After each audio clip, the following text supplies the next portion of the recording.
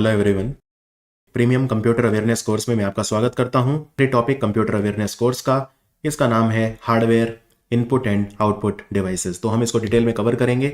साथ ही साथ एक छोटा सा टॉपिक है टोपोलॉजी, जो नेटवर्क डिवाइसेस में मैंने कवर नहीं किया था क्योंकि मैं उसको बाद में कवर करना चाहता था, तो वो मैंने इस वीडियो में कवर कर दिया है। तो आपका पूरा कोर्स है और मैं ये आपको 100% अश्योर करता हूं कि अगर आपने ये कोर्स देख लिया है, किसी भी एग्जाम में कम से कम 90% आप स्कोर करेंगे, ऐसी मेरी पूरी आपको अश्योरेंस है अपनी तरफ से। लेकिन जैसा मैंने कहा, एक छोटा सा टॉपिक था नेटवर्किंग में टोपोलॉजी, तो वो मैं आपको कवर करवा देता हूं। बहुत ही आसान है, देखिए कुछ ज्यादा इसमें है नहीं, लेकिन एक अंडरस्टैंडिंग के लिए जरूरी है। तो नेटवर्क टोपोलॉजी हम इसे बोलते हैं। नेटवर्क टोपोलॉजी क्या होती है? It is the physical and logical arrangement of nodes and connections in a network. तो हम जो कंप्यूटर, हमारे जो डिवाइसेस हैं, हम उनको किस तरह से रखते हैं, राइट, उसकी अरेंजमेंट को हम टोपोलॉजी बोलते हैं। तो किस किस तरह से हम रख सकते हैं, तो सबसे पहले देखते हैं बस टोपोलॉजी। बस टोपोलॉजी क्या होती है? बस टोपोलॉजी एक ऐसा डिजाइन होता है जिसमें जितने भी हमारे स्टेशंस हैं वो एक सिंगल केबल से ज्वाइन होते हैं, जिसको हम बैकबोन केबल बोलते हैं। और each node is either connected to the backbone cable or by a drop cable or directly connected to the backbone cable. When a node wants to send a message over the network, it puts a message over the network. All the stations available in the network will receive the message whether it has been addressed or not. तो ये आपको actually diagram से समझ में आएगा। तो बस topology का डायग्राम देखिए, ये डायग्राम है। अब देखिए मेरे पास इसमें जो सिस्टम्स हैं वो कितने हैं। मैंने मान लीजिए 5 सिस्टम है मेरे पास। ये पहला सिस्टम है, ये दूसरा, ये तीसरा डिवाइस है, ये चौथा और ये 5वां कंप्यूटर है, राइट। तो इसमें अगर आप देखें तो ये बस टोपोलॉजी है। बस टोपोलॉजी में क्या है, ये एक मेरी जो केबल है यहाँ पे जिसको आप देख रहे हैं, इसको हम बैकबोन केबल भी बोलते हैं, ठीक है। ये एक तरह से मेन केबल है, जो पूरे सिस्टम की हमारे रीढ़ की हड्डी है वो है ये, तो हम इसे बैकबोन केबल बोलते हैं। फिर ये बैकबोन केबल, मान लीजिए आपको कोई मैसेज भेजना है, तो आप जो डेटा है आप ऐसे, आपने मैसेज भेजा, राइट। तो मान लेते हैं ये पहले कंप्यूटर 3 को मिला, फिर ये 1 को मिलेगा, फिर ये 4 को मिलेगा, फिर 2 को मिलेगा और फिर 5 में ये मिलेगा। यानी आप देख रहे हैं कि एक पूरी लाइन में जो है इसमें डेटा चलता है, पहले बैकबोन में, और फिर ये वाली केबल जो आप देख रहे हैं जिससे सिस्टम कनेक्ट हुआ है, तो इसे हम क्या बोलते हैं? इसे हम ड्रॉप केबल बोलते हैं। तो इसमें 2 तरह की जो है देखने को मिलती हैं, ड्रॉप लाइन और ये बैकबोन, राइट। ड्रॉप लाइन मतलब जो एक तरह से ऑफ शूट है हमारी मेन केबल का। तो अगर मैं आपसे इसमें पूछूं कि जो बस टोपोलॉजी है, मैंने जो ये अरेंजमेंट बनाया है, इसमें नंबर ऑफ केबल कितनी होंगी, अगर मेरा पहले आपसे सवाल है सीधा सीधा, कितनी केबल इसमें होंगी, तो मान लेते हैं इसमें जो कंप्यूटर है वो n है। जैसे इस केस में n की वैल्यू क्या है? 5, क्योंकि मैंने 5 कंप्यूटर लगाए हैं इसमें। तो मेरी नंबर ऑफ केबल कितनी हो गई? अब देखिए यहां पे हर कंप्यूटर को मैंने एक ड्रॉप लाइन से जोड़ा है, राइट। ये मेरी ड्रॉप लाइन है, तो इससे जोड़ा है, तो 5 तो ये हो गई, और एक इसमें ये मेन केबल हो गई जिसको हम बैकबोन केबल भी बोलते हैं। तो टोटल इसमें n+1 हमारा फार्मूला है नंबर ऑफ केबल का। अगर आपको निकालनी है कि नंबर ऑफ केबल एक बस टोपोलॉजी में कितनी होती हैं, तो आंसर है n+1, क्योंकि इसमें n तो होती हैं नंबर ऑफ ड्रॉप लाइन, क्योंकि जितने कंप्यूटर होंगे सबकी एक अलग अलग ड्रॉप लाइन होगी, राइट, जिससे वो मेन यानी कि बैकबोन केबल से कनेक्ट होगा, और एक जो होगी हमारी बैकबोन केबल होगी। अंडरस्टूड? तो n+1 जो है वो इसमें नंबर ऑफ केबल है। अब अगर मुझे निकालना है इसमें कि नंबर ऑफ पोर्ट्स कितने हैं। पोर्ट क्या होता है? जैसे आप अपना नॉर्मल एक कंप्यूटर देखें जो आप यूज करते हैं घर में, कंप्यूटर में पीछे पोर्ट होते हैं जिन पे आप कनेक्ट करते हैं चीजें। जैसे यूएसबी पोर्ट होता है, तो आप वहां पे यूएसबी पेन ड्राइव वगैरह कनेक्ट करना है, या आपको वेबकैम कनेक्ट करना है। हर कंप्यूटर में जरूरी नहीं है कि इनबिल्ट वेबकैम आता है, या कई बार ये भी होता है कि कंप्यूटर के अंदर इनबिल्ट वेबकैम है लेकिन वो बहुत अच्छी क्वालिटी का नहीं है। अब जैसे मैं अपना एग्जांपल दूं, तो मेरे पास जो कंप्यूटर है उसमें वेबकैम काफ़ी अच्छा है, लेकिन फिर भी मैंने एक अलग से लगाया था, लॉगिटेक का मैंने एक वेबकैम लिया था, तो वो मैंने अलग से भी लगाया था। तो वो यूएसबी से कनेक्ट हो जाता है, राइट। तो ये पोर्ट होते हैं। पोर्ट मतलब आप उसमें कनेक्ट कर रहे हैं। अगर मेरे को इसमें, अब जैसे आप यहाँ पे देखें कि ये जो आपकी ये वायर है, जो ड्रॉप लाइन है, ये कहीं ना कहीं कंप्यूटर में फिट हो रही है ना पीछे। कंप्यूटर में आप कहीं तो उसे एंटर करेंगे, कहीं तो घुसाएंगे कंप्यूटर में आप उसे, तो वहां पे क्या होगा? वहां पे पोर्ट होगा। अगर आपसे मैं पूछूं कि जो बस टोपोलॉजी होती है उसमें नंबर ऑफ जो पोर्ट्स हैं वो कितने होते हैं, तो आपका आंसर क्या होगा? तो नंबर ऑफ पोर्ट उतने ही है जितने नंबर ऑफ सिस्टम है, तो यानी कि n। समझ में आया? नंबर ऑफ पोर्ट कितने होते हैं इसमें? तो नंबर ऑफ पोर्ट जो होते हैं इसमें वो होते हैं n जितने, क्योंकि एक जो इसमें कंप्यूटर है वो एक उससे कनेक्टेड है वायर जो है सारी, तो नंबर ऑफ पोर्ट n, यानी कि अगर मान लो मेरे पास 5 है यहाँ पे तो मेरे 5 पोर्ट हो गए। अंडरस्टूड। और नंबर ऑफ केबल कितनी है, क्योंकि इसमें एक बैकबोन केबल एक्स्ट्रा होती है तो नंबर ऑफ केबल हो गई n+1 और नंबर ऑफ पोर्ट हो गए n। उसके बाद अगर मैं आपसे पूछूं कि इसमें एक ड्रॉबैक क्या है, इस तरह की अरेंजमेंट अगर मैं करता हूं कहीं पे, तो इसमें फायदा क्या है और नुकसान क्या है। देखो इसमें जो है ना कॉस्ट काफी कम आता है, क्योंकि इसमें आप कोई बहुत ज्यादा केबल यूज नहीं कर रहे हैं। आप देखेंगे आगे जब हम पढ़ेंगे तो बहुत सारी ऐसी टोपोलॉजी आएंगी जिनमें बहुत ज्यादा कॉस्ट आती है, तो इसमें रिलेटिवली कॉस्ट उतनी नहीं है, राइट। दूसरी बात, इसमें जो सबसे बड़ा नुकसान है वो है रिलायबिलिटी। रिलायबिलिटी एक बहुत बड़ी प्रॉब्लम है, क्योंकि इसमें अगर कहीं पे भी कोई फॉल्ट आ गया, लेट से इसमें यहां पे फॉल्ट आ गया, तो ये पूरा कनेक्शन ब्रेक हो जाएगा, राइट। या यहां पे फॉल्ट आ गया मान लीजिए, या यहां पे आ गया, या कहीं पे भी आपकी जो बैकबोन केबल है अगर उसमें कहीं पे भी फॉल्ट आ गया तो सारे कंप्यूटर ठप हो जाएंगे। तो इसलिए इसमें रिलायबिलिटी जो है वो काफ़ी कम होती है। ये सबसे बड़ा जो नुकसान माना जाता है वो यही माना जाता है बस टोपोलॉजी का। सबसे सिंपल टोपोलॉजी होती है बस टोपोलॉजी, राइट। तो इसमें बस नुकसान यही है, एक इसमें जो डेटा है वो एक ही डायरेक्शन में फ्लो करता है। तो अगर मैं डायरेक्शन की बात करूं, अगर आप मान लीजिए किसी भी इस पॉइंट को ए ले लेते हैं और इस पॉइंट को बी, तो या तो डेटा आपका ए टू बी फ्लो करेगा या फिर इसमें बी टू ए फ्लो करेगा। इसमें दोनों डायरेक्शन में जो डेटा है वो फ्लो नहीं करता, एक ही डायरेक्शन में फ्लो करता है। तो इसका फायदा क्या हो गया, ये कॉस्ट इफेक्टिव है। आपको अगर कई सिस्टम जोड़ने हैं, आपका बजट कम है, तो इस तरह से आप कर सकते हैं। केबल रिक्वायरमेंट बहुत कम है इसमें, क्योंकि आपकी n+1 केबल इसमें लगेंगी, राइट। तो छोटे नेटवर्क्स में जो है ये काफ़ी फायदेमंद हो सकती है, ये काफ़ी ईजी टू एक्सपेंड भी है। मान लीजिए आपको एक नया कंप्यूटर फिट करना है, इसमें नया डिवाइस फिट करना है, तो आप बड़े आराम से जो है फिट कर सकते हैं। तो इसमें ये में कॉम्प्लिकेटेड नहीं है, आपको बस एक केबल और चाहिए और आपने, यानी कि आप इसको जो है एक्सपेंड बड़ी आसानी से कर सकते हैं और ये बहुत आसानी से समझी जा सकती है। छोटे नेटवर्क्स में ये काफ़ी अच्छी है। बड़े नेटवर्क में प्रॉब्लम क्या है, बड़े नेटवर्क में प्रॉब्लम ये है, मान लीजिए आपको लेट से 100 कंप्यूटर लगाने हैं, ठीक है। अब इसमें जो आपकी ये जो, एक तो ऑब्वियसली वो नुकसान है कि कहीं पे भी अगर फॉल्ट आ गया तो 100 के 100 कंप्यूटर ठप हो सकते हैं।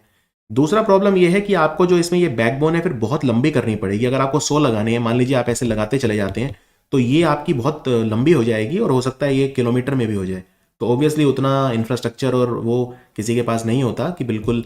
और इसमें प्रॉब्लम ये भी होती है क्योंकि आपकी जो मेन केबल है वो बहुत लंबी होती जा रही है, तो सिग्नल की जो स्ट्रेंथ है वो आपकी कम होती जा रही है। फॉर एग्जाम्पल आपने यहां से सिग्नल भेजा, अब आपका सिग्नल यहां तक तो ठीक था। आप इमेजिन करिए जिस मान लीजिए घर में भी हम देखते हैं कि अगर एक रूम में वाईफाई का जो सिस्टम है वो लगा है, वहां पे राउटर और वो लगा है, तो जो बहुत दूर कमरा है उसमें फिर दिक्कत होती है, राइट। तो यहाँ पे क्या है, जैसे सिग्नल यहाँ तक तो ठीक है, लेकिन फिर वो वायर से पास होते होते सिग्नल की जो स्ट्रेंथ है वो वीक होती जाती है। तो आप इसे बहुत ज़्यादा अगर वो करेंगे एक्सपेंड, तो परफॉर्मेंस फिर है उसका वो थोड़ा सा गिरने लगता है, राइट। अगर नेटवर्क ट्रैफिक आपका बहुत हैवी है या बहुत लंबी आपकी लेंथ हो गई है केबल की, तो फिर वो आपकी जो परफॉर्मेंस है वो खराब होने लगती है। समझ में आया।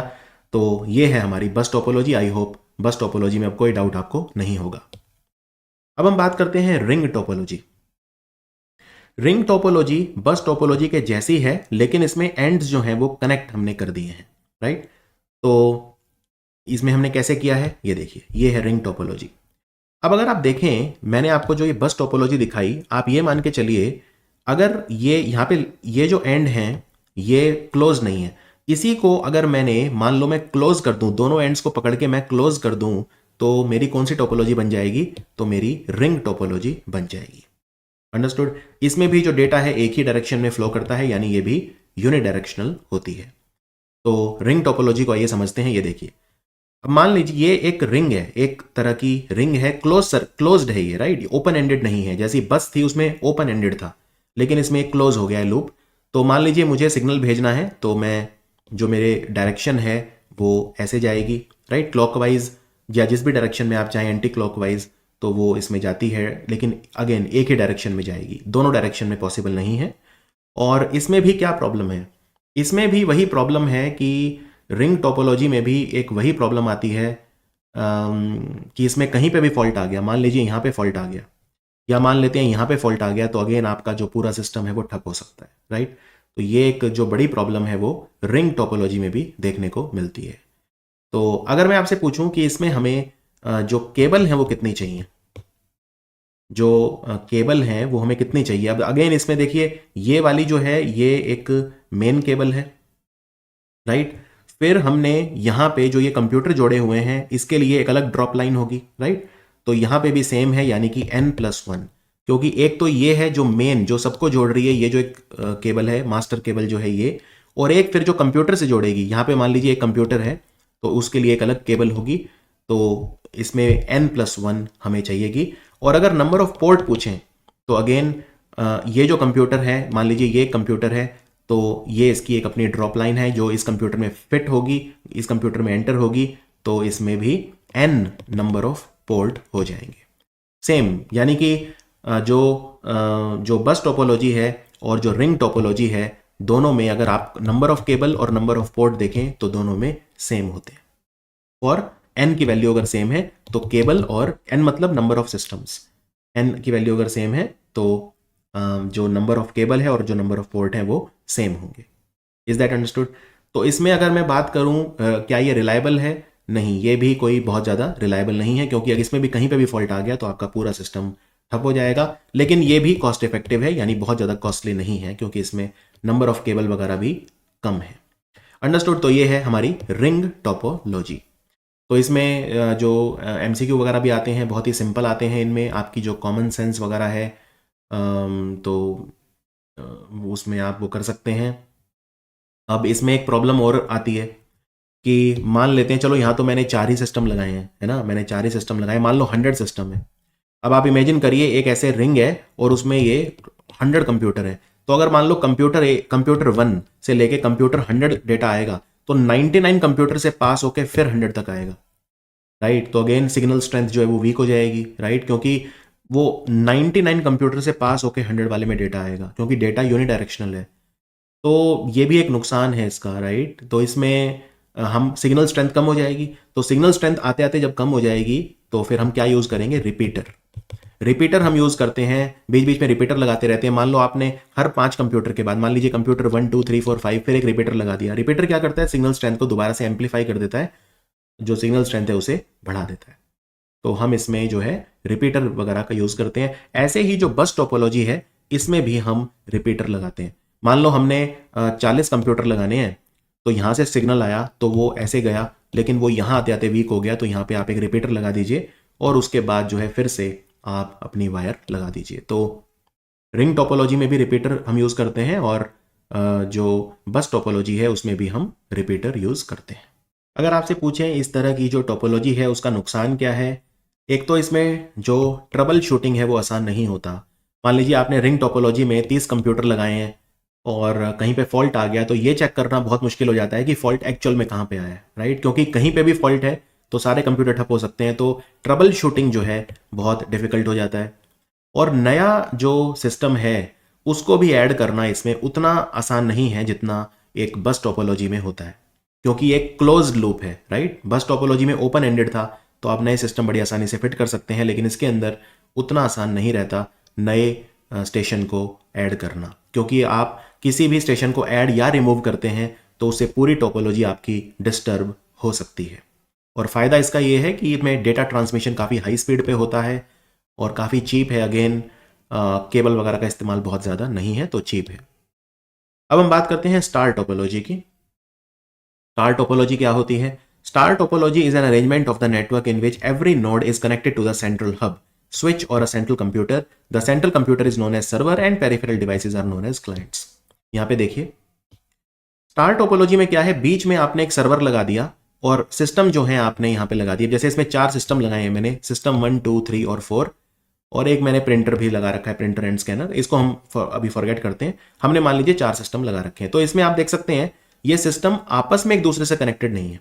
जैसे अभी तक हमने बस टोपोलॉजी में देखा या हमने रिंग टोपोलॉजी में देखा, इसमें जो सिस्टम है वो सीधे सर्वर से ही जो है वो कनेक्टेड हैं। तो इस तरह की जो टोपोलॉजी है हम उसे बोलते हैं star topology. Is that understood? तो बहुत आसान है स्टार टोपोलॉजी भी। तो स्टार टोपोलॉजी जो है इसमें क्या क्या ऐसी चीज़ें हैं जो आपको याद रखने वाली हैं। अगर मैं आपसे पूछूं स्टार टोपोलॉजी में जो नंबर ऑफ केबल हैं तो आपको कितनी चाहिए।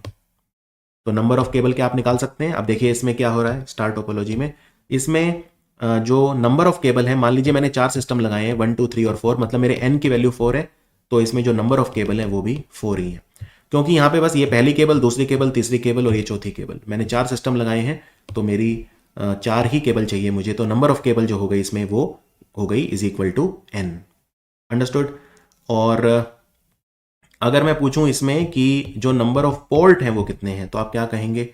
नंबर ऑफ पोर्ट, अगेन यहाँ पे हर एक केबल जो है वो कंप्यूटर में घुसी हुई है, तो ये पहला पोर्ट, ये दूसरा, ये तीसरा और ये चौथा, तो मेरे अगर n है number of systems, number of जो कंप्यूटर हैं, तो n ही इसमें नंबर ऑफ पोर्ट रहेंगे और n ही जो है नंबर ऑफ केबल इसमें रहेंगे।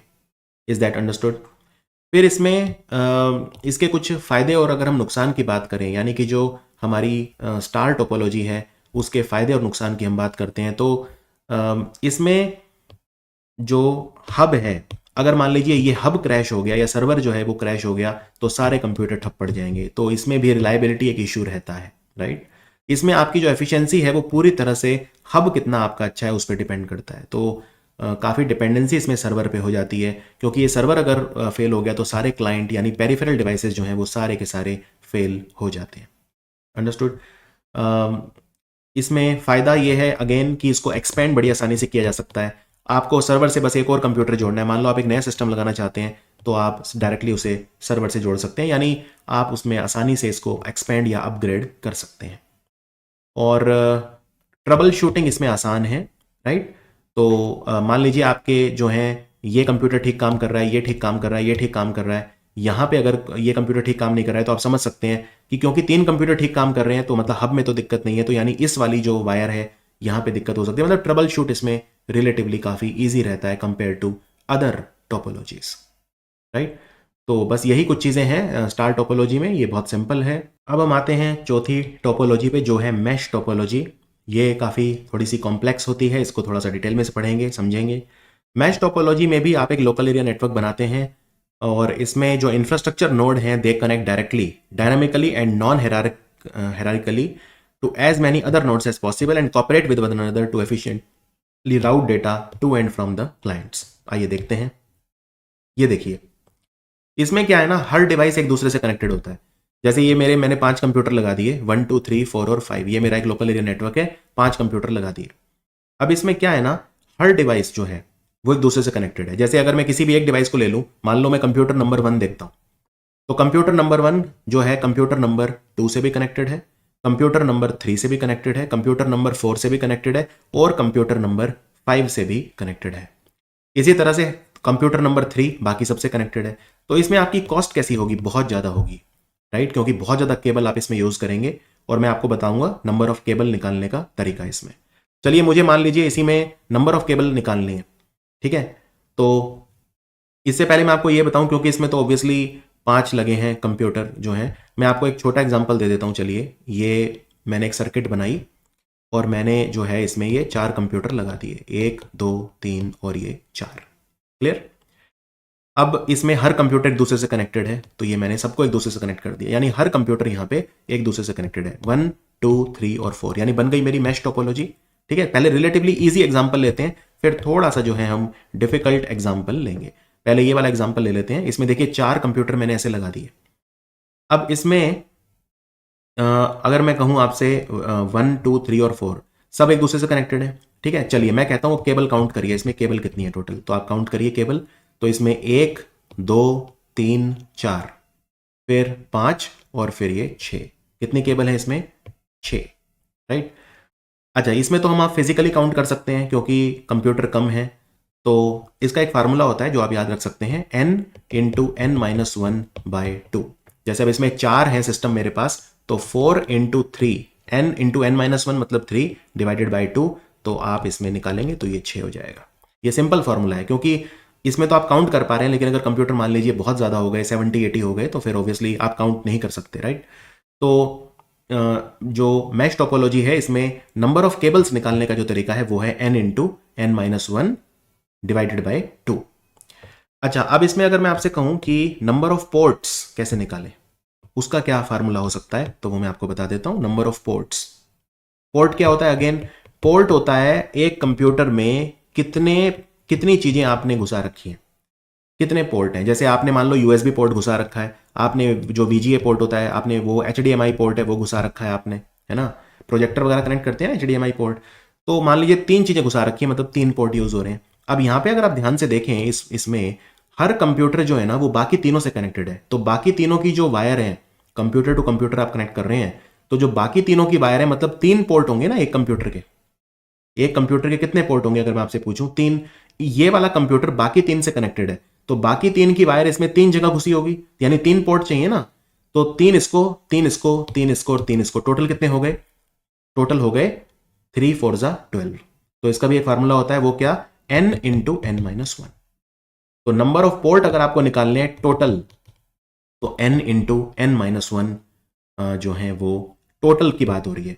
अगर हर कंप्यूटर के निकालने हैं आपको नंबर ऑफ पोर्ट, तो सीधा n माइनस वन, क्योंकि अब इसमें फॉर एग्जांपल 4 है, तो हर computer n minus one port से कनेक्ट है, राइट। जैसे अब इसमें 4 है तो हर कंप्यूटर 3 से कनेक्ट है, तो n माइनस वन से कनेक्ट है। लेकिन टोटल नंबर ऑफ पोर्ट कितने हो गए? n into n minus one. समझ में आया आपको? अच्छा, इसमें रिलायबिलिटी का इशू है या नहीं है बताइए। जैसे हमने देखा बहुत सारी टोपोलॉजीज में रिलायबिलिटी एक इशू रहता है, कहीं पे फॉल्ट आ गया। तो अब मान लेते हैं, चलिए इसमें इस वायर में फॉल्ट आ गया यहां पे, ठीक है। तो ये मान लेते हैं कि मैं एक थोड़ा सा नीट डायग्राम जो है बना देता हूं। ये मेरा कंप्यूटर 1, ये 2, ये 3 और ये 4, और ये सब आपस में कनेक्टेड हैं एक दूसरे से। मान लेते हैं यहां पे फॉल्ट आ गया, यानी कंप्यूटर 1 और कंप्यूटर 3 जो डायरेक्टली कनेक्ट थे उसमें फॉल्ट आ गया। तो क्या मेरा सिस्टम चलता रहेगा या ठप हो जाएगा?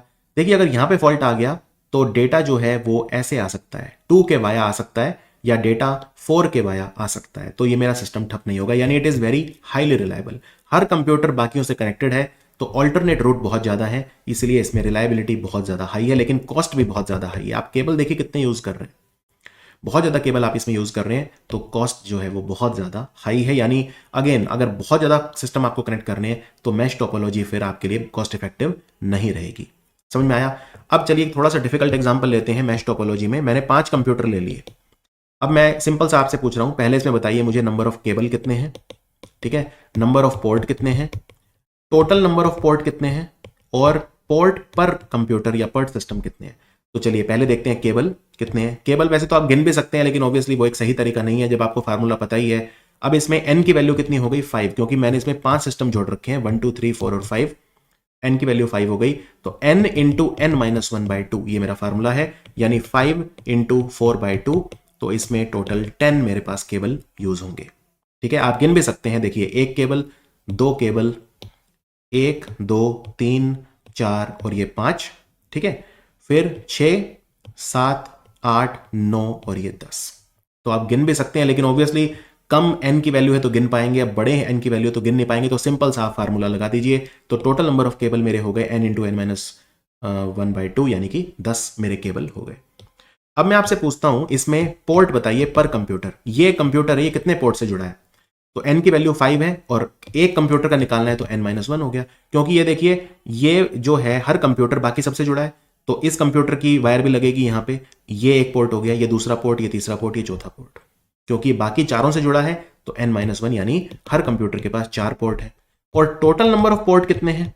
अब एक कंप्यूटर के पास 4, इसके पास भी 4 4 4 4 और 4, तो मेरा वही formula n into n minus one, बड़ा इजी है। यानी 5 है n की वैल्यू और 4, तो हो गई 20। और आप गिन भी सकते हैं 4 4 4 4 और 4, अगर आप गिनेंगे वही 20 आ जाएगा। समझ में आया आपको मैश टोपोलॉजी? तो मैश टोपोलॉजी के अगर सबसे बड़ा फायदा मैं कहूं तो रिलायबिलिटी बहुत ज्यादा है, क्योंकि कोई भी अगर आपका फॉल्ट है तो वो पूरे सिस्टम को जो है ठप नहीं करेगा। बट नुकसान सबसे बड़ा ये है इसका कि कॉस्ट बहुत ज़्यादा आ जाती है, बहुत ज़्यादा कॉस्ट आ जाती है, क्योंकि इंस्टॉलेशन और वो सिंपल नहीं है बिल्कुल। केबल की कॉस्ट बहुत है, बल्क वायरिंग चाहिए आपको, और दूसरे तरह के फिर वो स्टार्ट हो जाते हैं। जब इतनी वायरिंग है वो है तो फिर आग लगने का खतरा वगैरह, वो मतलब एक इतना आसान नहीं है इसको चलाना, राइट। तो ये है आपकी मैश टोपोलॉजी। तो बस यही था एक मेन जो 4 टोपोलॉजी हैं। बाकी आप इसमें फिर अपने हिसाब से बना सकते हैं। आपको हाइब्रिड टोपोलॉजी, मतलब उसमें आप एक से ज़्यादा यूज़ कर सकते हैं, वो हाइब्रिड हो जाएगी। तो वो सब आपके जो लेवल है उस पर वो है। फिर भी अगर आप जानना चाहते हैं फॉर एग्जांपल हाइब्रिड क्या हो सकता है, हाइब्रिड में एक से ज़्यादा यूज़ कर ली। फॉर एग्जांपल मैंने एक अपनी बस टोपोलॉजी वाली जो मेन हमारी बैकबोन केबल है या कोएक्सियल केबल उसे लगा दिया, ठीक है। फिर मैंने यहाँ पे जो है एक सिस्टम लगा दिया, यहाँ पे मैंने एक सिस्टम लगा दिया और मैंने यहाँ पे जो है एक सिस्टम लगा दिया। अब ये तो मेरी नॉर्मल बस टोपोलॉजी हो गई, ठीक है। लेकिन मैं इसको मॉडिफाई कर सकता हूँ। फॉर एग्जांपल ये वाला जो सिस्टम है मैंने इसको सर्वर बना दिया और मैंने इसे 3 सिस्टम जोड़ दिए। अब ये आपको क्या नजर आ रहा है, सर्वर और ये यानी कि स्टार टोपोलॉजी है ना। तो ये मैंने सिस्टम 1, 2 और 3 जोड़ दिया, इसको सर्वर बना दिया। ऐसे ही मैंने इसे सर्वर बना दिया और मैंने 3 यहाँ जोड़ दिए, यानी यहाँ भी मैंने एक स्टार टोपोलॉजी बना दी, यानी इसमें बस भी है और स्टार भी है, तो ये हाइब्रिड हो गया, है ना। ऐसे see it is up to me कि मैं किसी भी तरह से इसको मॉडिफाई कर सकता हूँ अपनी जरूरत के हिसाब से। मेरी जो जरूरत है मैं उसके हिसाब से उसे मॉडिफाई कर सकता हूँ। ऐसे ही मैंने मान लो यहाँ पे ये जो सिस्टम है इसमें एक मैश बना दिया ऐसे, तो एक सिस्टम ये लगा दिया, ये लगा दिया, तो ये मेरा जो है ये मैश बन गई। तो इसमें आप देखेंगे तो 2 मैंने स्टार लगा दी और एक मैंने मैश लगा दी, और बस तो मेरी है ही, क्योंकि ये तीनों जो सिस्टम है, ये वाला सिस्टम, ये वाला और ये तो बस का पार्ट है। लेकिन उनमें मैंने और मॉडिफाई और एक्सपेंड इस तरह से करी कि मैश और स्टार, तो ये हाइब्रिड हो गई। तो आप अपनी जरूरतों के हिसाब से जो है उसे मॉडिफाई कर सकते हैं। तो यही था टोपोलॉजी में। आई होप अब आप कोई भी एमसीक्यू आंसर कर पाएंगे। और अब मैं स्टार्ट करता हूं हार्डवेयर। हार्डवेयर क्या होता है? हार्डवेयर जो होता है वो एक कंप्यूटर का फिजिकल पार्ट होता है जिसे आप छू सकते हैं, राइट। जैसे आप अपना कंप्यूटर अगर खोलेंगे तो कंप्यूटर में अब मान लीजिए रिसाइकल बिन है, क्या वो असली का कोई कूड़ेदान है जिसको आप छू सकते हैं? नहीं, वो तो सॉफ्टवेयर है, उसको तो आप छू नहीं सकते। लेकिन क्या आप अपनी मॉनिटर स्क्रीन को छू सकते हैं? बिल्कुल, आप अपने मॉनिटर को छू सकते हैं, राइट। कंप्यूटर की स्क्रीन को, कीबोर्ड को छू सकते हैं, माउस को छूते ही, माउस तो छूने के लिए ही होता है। तो ये एग्जाम्पल है हार्डवेयर, यानी फिजिकल पार्ट है जो कंप्यूटर का, जिसे आप टच कर सकते हैं, फील कर सकते हैं, उसे हम हार्डवेयर बोलते हैं। और जो कंप्यूटर के अंदर है हम उसे सॉफ्टवेयर बोलते हैं। और अब तक हमने बहुत सारे सॉफ्टवेयर पढ़ लिए, सिस्टम सॉफ्टवेयर जैसे ऑपरेटिंग सिस्टम, जिनके बिना सिस्टम ही नहीं चलेगा आपका, या फिर एप्लीकेशन सॉफ्टवेयर जो ऐप होते हैं कंप्यूटर में, जैसे MS वर्ड, ये MS पावर पॉइंट वगैरह, ये सब इनके बिना कंप्यूटर आराम से चल जाएगा, कोई ऐसी बात नहीं। ये एक स्पेसिफिक पर्पस पूरा करते हैं तो उन्हें हम एप्लीकेशन सॉफ्टवेयर बोलते हैं। और एक होता है सिस्टम सॉफ्टवेयर जैसे ऑपरेटिंग सिस्टम। तो एग्जाम्पल क्या है हार्डवेयर के? अगेन जिनको भी आप टच कर सकते हैं, CPU हो गया आपका, रैम हो गई, जैसे ये रैम है, ये रैम डलती है कंप्यूटर में पीछे, आप अपनी रैम बढ़ा भी सकते हैं। मॉनिटर हो गया, स्क्रीन आपकी कंप्यूटर की, माउस हो, कीबोर्ड वगैरह, ये सब ग्राफिक कार्ड वगैरह डालते हैं, साउंड कार्ड डालते हैं, स्पीकर हो गए, मदरबोर्ड वगैरह, ये सब क्लियर। तो हार्डवेयर को हार्डवेयर क्यों बोलते हैं? क्योंकि ये काफ़ी रिजिड है, इनको चेंज करना फिर बहुत डिफिकल्ट हो जाता है। जैसे आपके कंप्यूटर में जो भी अंदर वायरिंग वगैरह है, सर्किट वगैरह है, मदरबोर्ड वगैरह, उनको इतना आसान नहीं है चेंज करना। लेकिन सॉफ्टवेयर को चेंज करना बहुत आसान है। मैं ये नहीं कह रहा हर हार्डवेयर को चेंज करना बहुत मुश्किल है। जैसे माउस है, माउस को आपने 2 मिनट में निकाल दिया, नया ले आए, नया लगा लिया। लेकिन जनरली हार्डवेयर रिजिड होता है। लेकिन जो सॉफ्टवेयर होता है वो तो बहुत ईजी है। सॉफ्टवेयर आपको कोई भी डिलीट करना है, मान लो MS वर्ड है, कंप्यूटर से आपको डिलीट करना है, कर दो, 2 मिनट लगाओ, अनइंस्टॉल कर दो उसे, दोबारा डाउनलोड कर लो, हटा दो। लेकिन हार्डवेयर को उतना आसान नहीं होता चेंज करना या उसको मॉडिफाई करना, इसलिए हम उसे हार्डवेयर बोलते हैं। अब हार्डवेयर सॉफ्टवेयर, एक ये जो चीज़ होती है आपकी इनपुट आउटपुट डिवाइस वगैरह, ये सब क्या होते हैं? क्योंकि हार्डवेयर ही इनपुट भी होते हैं और हार्डवेयर ही आउटपुट भी होते हैं। तो अब इसमें क्या डिफरेंस होता है? तो इसको समझने का जो तरीका है वो एक वॉन न्यूमैन ने दिया था, जिसको हम वॉन न्यूमैन आर्किटेक्चर बोलते हैं। ये जो आप देख रहे हैं, उन्होंने कहा इनपुट डिवाइस वो है जिससे कोई भी यूजर, ये आप है मान लीजिए, आप अपने कंप्यूटर को इंस्ट्रक्शन दे रहे हैं कि ये काम करो, ठीक है। मान लो आपने इंस्ट्रक्शन दिया, आपने कोई फाइल खोली कंप्यूटर में, मान लीजिए MS वर्ड, ठीक है, आपने उसमें कुछ टाइप किया, तो टाइप किससे किया? कीबोर्ड से करा आपने। तो कीबोर्ड से आपने कंप्यूटर को इंस्ट्रक्शन दी तो कंप्यूटर ने उसको टाइप करा, यानी कीबोर्ड क्या है? कीबोर्ड आपका इनपुट डिवाइस है। इनपुट मतलब क्या है? जो चीज अंदर जा रही है। जैसे मान लीजिए कोई जूस निकालने की मशीन है, आप जूस बना रहे हैं संतरे का, तो आप मशीन के अंदर क्या डाल रहे हैं? संतरा। फिर मशीन घूम रही है, तो मशीन क्या है? प्रोसेसिंग, यानी CPU है। मशीन घूम रही है, मशीन काम कर रही है, और फिर आपको आउटपुट क्या मिल रहा है? जूस, जिसको आप बर्तन में ले रहे हैं, ठीक है। अब समझ में आया आपको इनपुट क्या होता है और आउटपुट क्या होता है? इनपुट आपका संतरा है यानी ऑरेंज है, आउटपुट क्या है? Orange juice. और ये काम किसने करा? ये आपके कंप्यूटर का दिमाग, CPU, उसने करा, जैसे मशीन जो आपकी है जूसर उसने करा, तो वो आपका हो गया प्रोसेसर। क्लियर? तो अगर आप कंप्यूटर में देखें तो एक इनपुट होता है जिससे आप इंफॉर्मेशन देते हैं, फिर सीपीयू उसको प्रोसेस करता है, और एक आउटपुट होता है। तो ये एक वॉन न्यूमैन आर्किटेक्चर है। सीपीयू में जब आपने इंस्ट्रक्शन दिए, ध्यान से सुनिए, सीपीयू में जब आपने इंस्ट्रक्शन दिए तो ऐसा जरूरी नहीं है कि आपको हर बार नए इंस्ट्रक्शन देने हैं। बहुत सारे इंस्ट्रक्शन जो हैं ये स्टोर भी कर सकता है, या प्रोग्रामिंग जो है वो स्टोर कर सकता है। तो सीपीयू से जो अटैच मेमोरी होती है, राइट, तो अगेन सीपीयू के एक मेमोरी ऐसी है जो सीपीयू के अंदर ही होती है या सीपीयू से अटैच होती है। जैसे रजिस्टर होती है, एक सीपीयू को भी टेम्परेरी मेमोरी चाहिए होती है, तो वो रजिस्टर हो गई, बहुत फास्ट होती है रजिस्टर के बाद सीपीयू डेटा लेता है कैश से, राइट, और अगर कैश में कोई चीज़ नहीं मिलती फिर वो रैम वगैरह पे जाता है। तो ये हम पढ़ चुके हैं, मेमोरी वाला चैप्टर, आप इसको एक बार देख लीजिए, आपको समझ में आ जाएगा रजिस्टर, कैश, रैम, रोम, ई प्रॉम, ये सब जो चीज़ें हैं ये क्या होती हैं। तो रजिस्टर और कैश ये बेसिकली एक तरह से सीपीयू की ही मेमोरी होती है।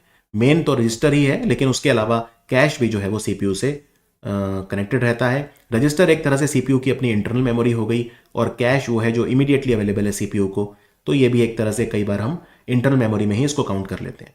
हाँ, रैम वगैरह से तब डेटा लेगा वो जब रजिस्टर और कैश में उसे नहीं मिलेगा। क्लियर यहां तक? तो ये हमारा पूरा जो है वो इस तरह से काम करता है कंप्यूटर। ये कई बार आप वर्ड सुनेंगे आईपॉस मतलब आई से इनपुट, पी से प्रोसेसिंग, ओ से आउटपुट, और एस से स्टोरेज। ठीक है, स्टोरेज मतलब आपकी जो मेमोरी है। अगेन मेमोरी वोलाटाइल होती है और नॉन वोलाटाइल भी होती है। नॉन वोलाटाइल में परमानेंट हो गई, जैसे आपकी हार्ड डिस्क है, पेन ड्राइव है, या solid state drive, HDD, solid state drive, SSD वगैरह ये सब हो गई। टेम्परेरी में आपकी रैम वगैरह ये सब हो गई, राइट। तो मेमोरी जो होती है आपकी वो कई तरह की होती है, उसके लिए आप एक मेमोरी वाला जो चैप्टर है वो देख सकते हैं। तो आईपॉस मतलब इनपुट, प्रोसेसिंग, आउटपुट और स्टोरेज। तो आज के जो आधुनिक कंप्यूटर हैं, जो मॉडर्न कंप्यूटर हैं, उनका जो टेम्पलेट है वो वॉन न्यूमैन ने दिया था। ये हंगरी जो देश है वहां के मैथमेटिशियन थे, 1945 में उन्होंने दिया था। इसको हम जॉन वॉन न्यूमैन आर्किटेक्चर बोलते हैं, जो मैंने आपको दिखाया था। तो वॉन न्यूमैन आर्किटेक्चर में क्या होता है, एक प्रोसेसिंग यूनिट होती है, मेमोरी होती है, इनपुट आउटपुट डिवाइसेस होते हैं। तो ये था हमारा वॉन न्यूमैन आर्किटेक्चर। एक इनपुट डिवाइस है कंप्यूटर को जो इन्फॉर्मेशन दे रहा है, जैसे कीबोर्ड, कि भाई आप जो है उसे टाइप करो, तो आपने कीबोर्ड दबाया तो कंप्यूटर में इनपुट गया, है ना।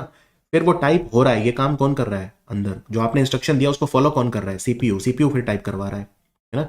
अब मान लीजिए आपने टाइप कर दिया, MS वर्ड में आपने कुछ टाइप कर दिया, फिर आपने अपने माउस से इंस्ट्रक्शन दिया, क्या आपने क्लिक किया ऊपर फाइल पे और क्लिक कर दिया प्रिंट पे, ये आपने माउस से, तो माउस भी क्या है, इनपुट है, माउस से आप इनपुट दे रहे हो, राइट। फिर आपने इनपुट क्या दिया, इस फाइल को करो प्रिंट, या आप कीबोर्ड से भी इनपुट दे सकते हो। आप क्या दबाओगे, Ctrl+P, प्रिंट करने के लिए आपने Ctrl+P दबाया। फिर जो आउटपुट है आपको किसने दिया, प्रिंटर ने, तो प्रिंटर क्या हो गया, आउटपुट डिवाइस, क्योंकि उसने आपको जो चाहते थे वो दिया। तो जब कंप्यूटर आपको कुछ देगा वो आउटपुट है, और जब आप कंप्यूटर को कुछ दोगे तो वो इनपुट है। Is that clear? तो इनपुट डिवाइस और आउटपुट डिवाइस अगर मुझे वो करना हो तो बहुत ही ज्यादा वो आसान है, राइट। मैं आपको कोई भी डिवाइस जो है वो दे सकता हूं, और फिर मैं आपसे पूछ सकता हूं कि ये बताइए कि ये इनपुट डिवाइस है या आउटपुट डिवाइस है। फॉर एग्जाम्पल मैं कहता हूं माइक क्या है भाई, बताइए माइक। अब माइक में आप बोल रहे हैं, मतलब आप कंप्यूटर को इंस्ट्रक्शन दे रहे हैं, यानी इनपुट डिवाइस है। समझ में आया? अच्छा चलो मैं कहता हूं हेडफोन क्या है, हेडफोन में आप गाना सुनते हैं, मतलब कंप्यूटर आपको कुछ दे रहा है, यानी वो आउटपुट डिवाइस है, राइट। अगर मैं कहता हूं चलो हेडफोन जिसमें माइक इनबिल्ट है, ये क्या है, तो ये इनपुट भी है और आउटपुट भी है, क्योंकि हेडफोन से आप गाना सुनेंगे। आजकल हेड से हेडफोन आते हैं जिनमें माइक भी इनबिल्ट होता है, तो वो इनपुट आउटपुट दोनों है। समझ में आया आपको? तो आप कोई भी जो डिवाइस है बड़ी आसानी से बता सकते हैं कि वो इनपुट है या आउटपुट। आपको याद बिल्कुल करने की जो है जरूरत नहीं है। कीबोर्ड क्या है, कीबोर्ड से आप कंप्यूटर को इंफॉर्मेशन दे रहे हैं, यानी कीबोर्ड जो है वो एक इनपुट डिवाइस है, राइट। तो मान लीजिए, चलिए क्यूआर कोड क्या है, क्यूआर कोड यूज करते हैं आजकल, तो इतनी शॉपिंग हम जो है क्यूआर कोड से कर रहे हैं। अब क्यूआर कोड अगर कहीं पे है तो आप उसको स्कैन करेंगे ना। तो स्कैन कैसे करेंगे, अपने फोन पे करेंगे, यानी आपका जो डिवाइस है फोन, आप उसे क्या दे रहे हैं, इनपुट दे रहे हैं। समझ में आया? तो क्यूआर कोड एक इनपुट डिवाइस है, क्योंकि क्यूआर कोड स्कैन करके आप अपने मोबाइल को क्या दे रहे हैं, इनपुट दे रहे हैं, राइट।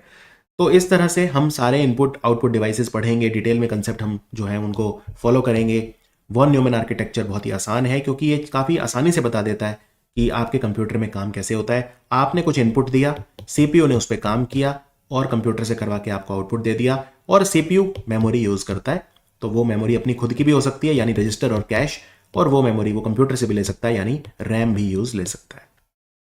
अब सीपीयू जो होता है उसको हम थोड़ा डिटेल में स्टडी करते हैं। कंप्यूटर का दिमाग बोलते हैं। दो तरह के प्रोसेसर उसमें होते हैं। मैंने आपको कहा ना, इनपुट होगा, फिर प्रोसेसिंग होगी और फिर आउटपुट बनेगा।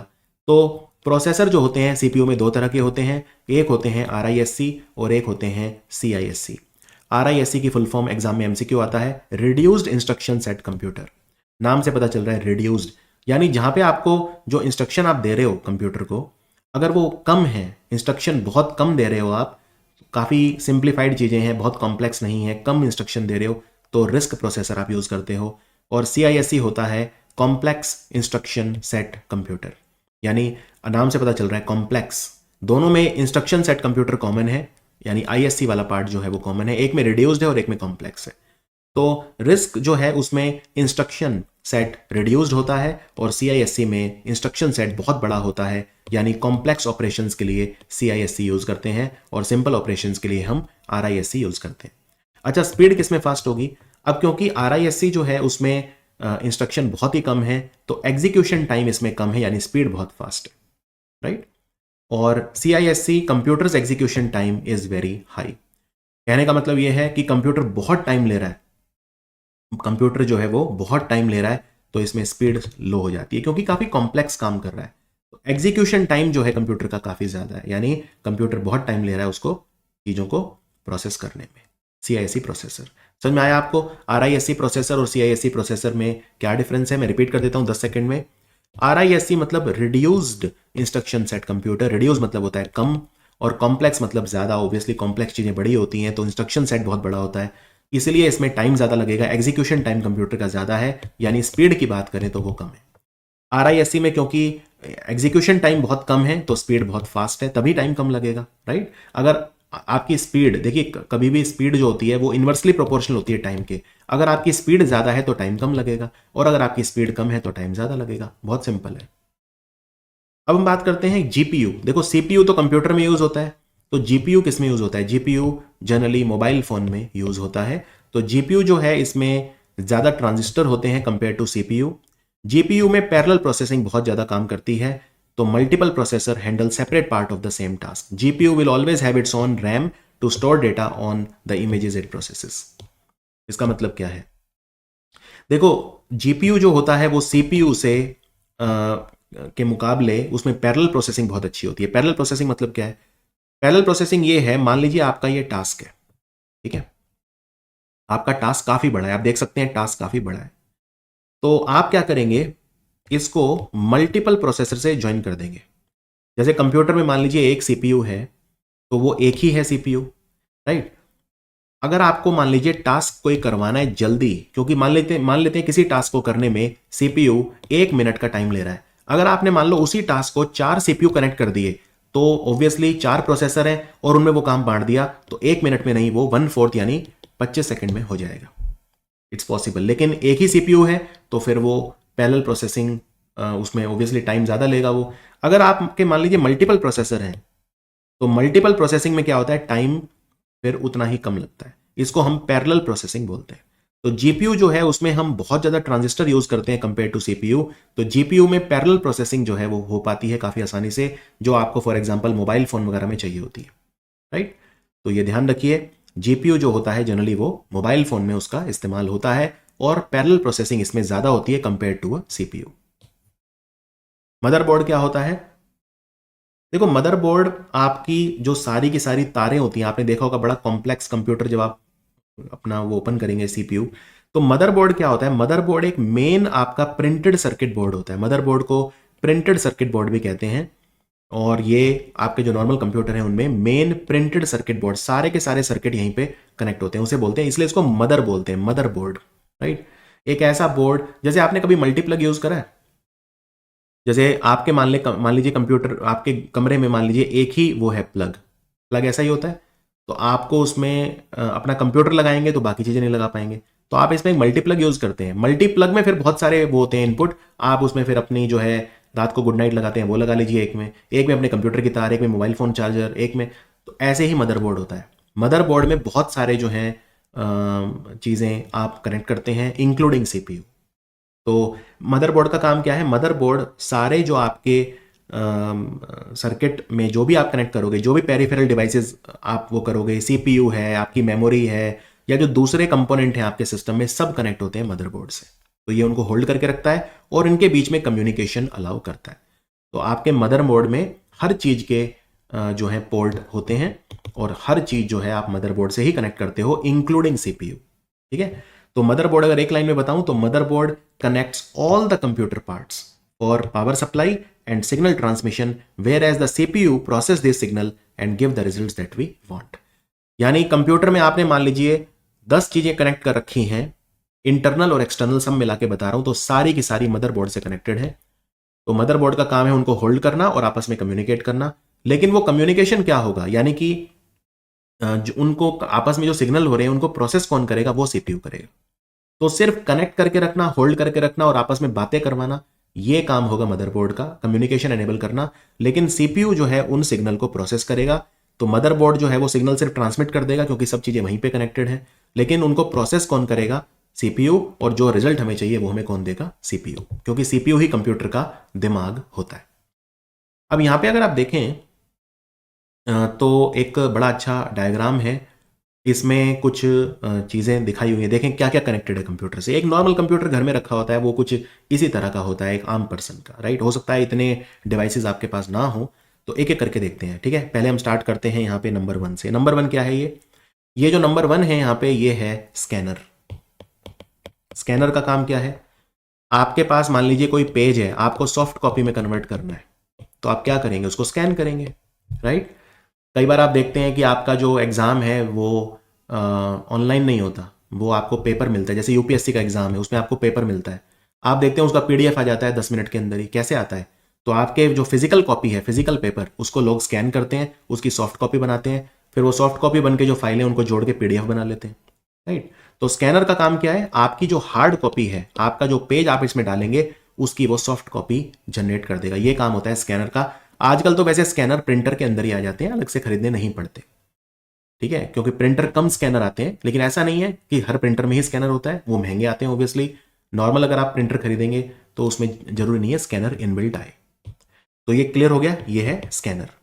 चलिए नंबर 2। नंबर 2 क्या है? ये आपका ऑब्वियसली सीपीयू है, ये आपका प्रोसेसर है, सीपीयू है, सेंट्रल प्रोसेसिंग यूनिट, नाम से ही पता चल रहा है।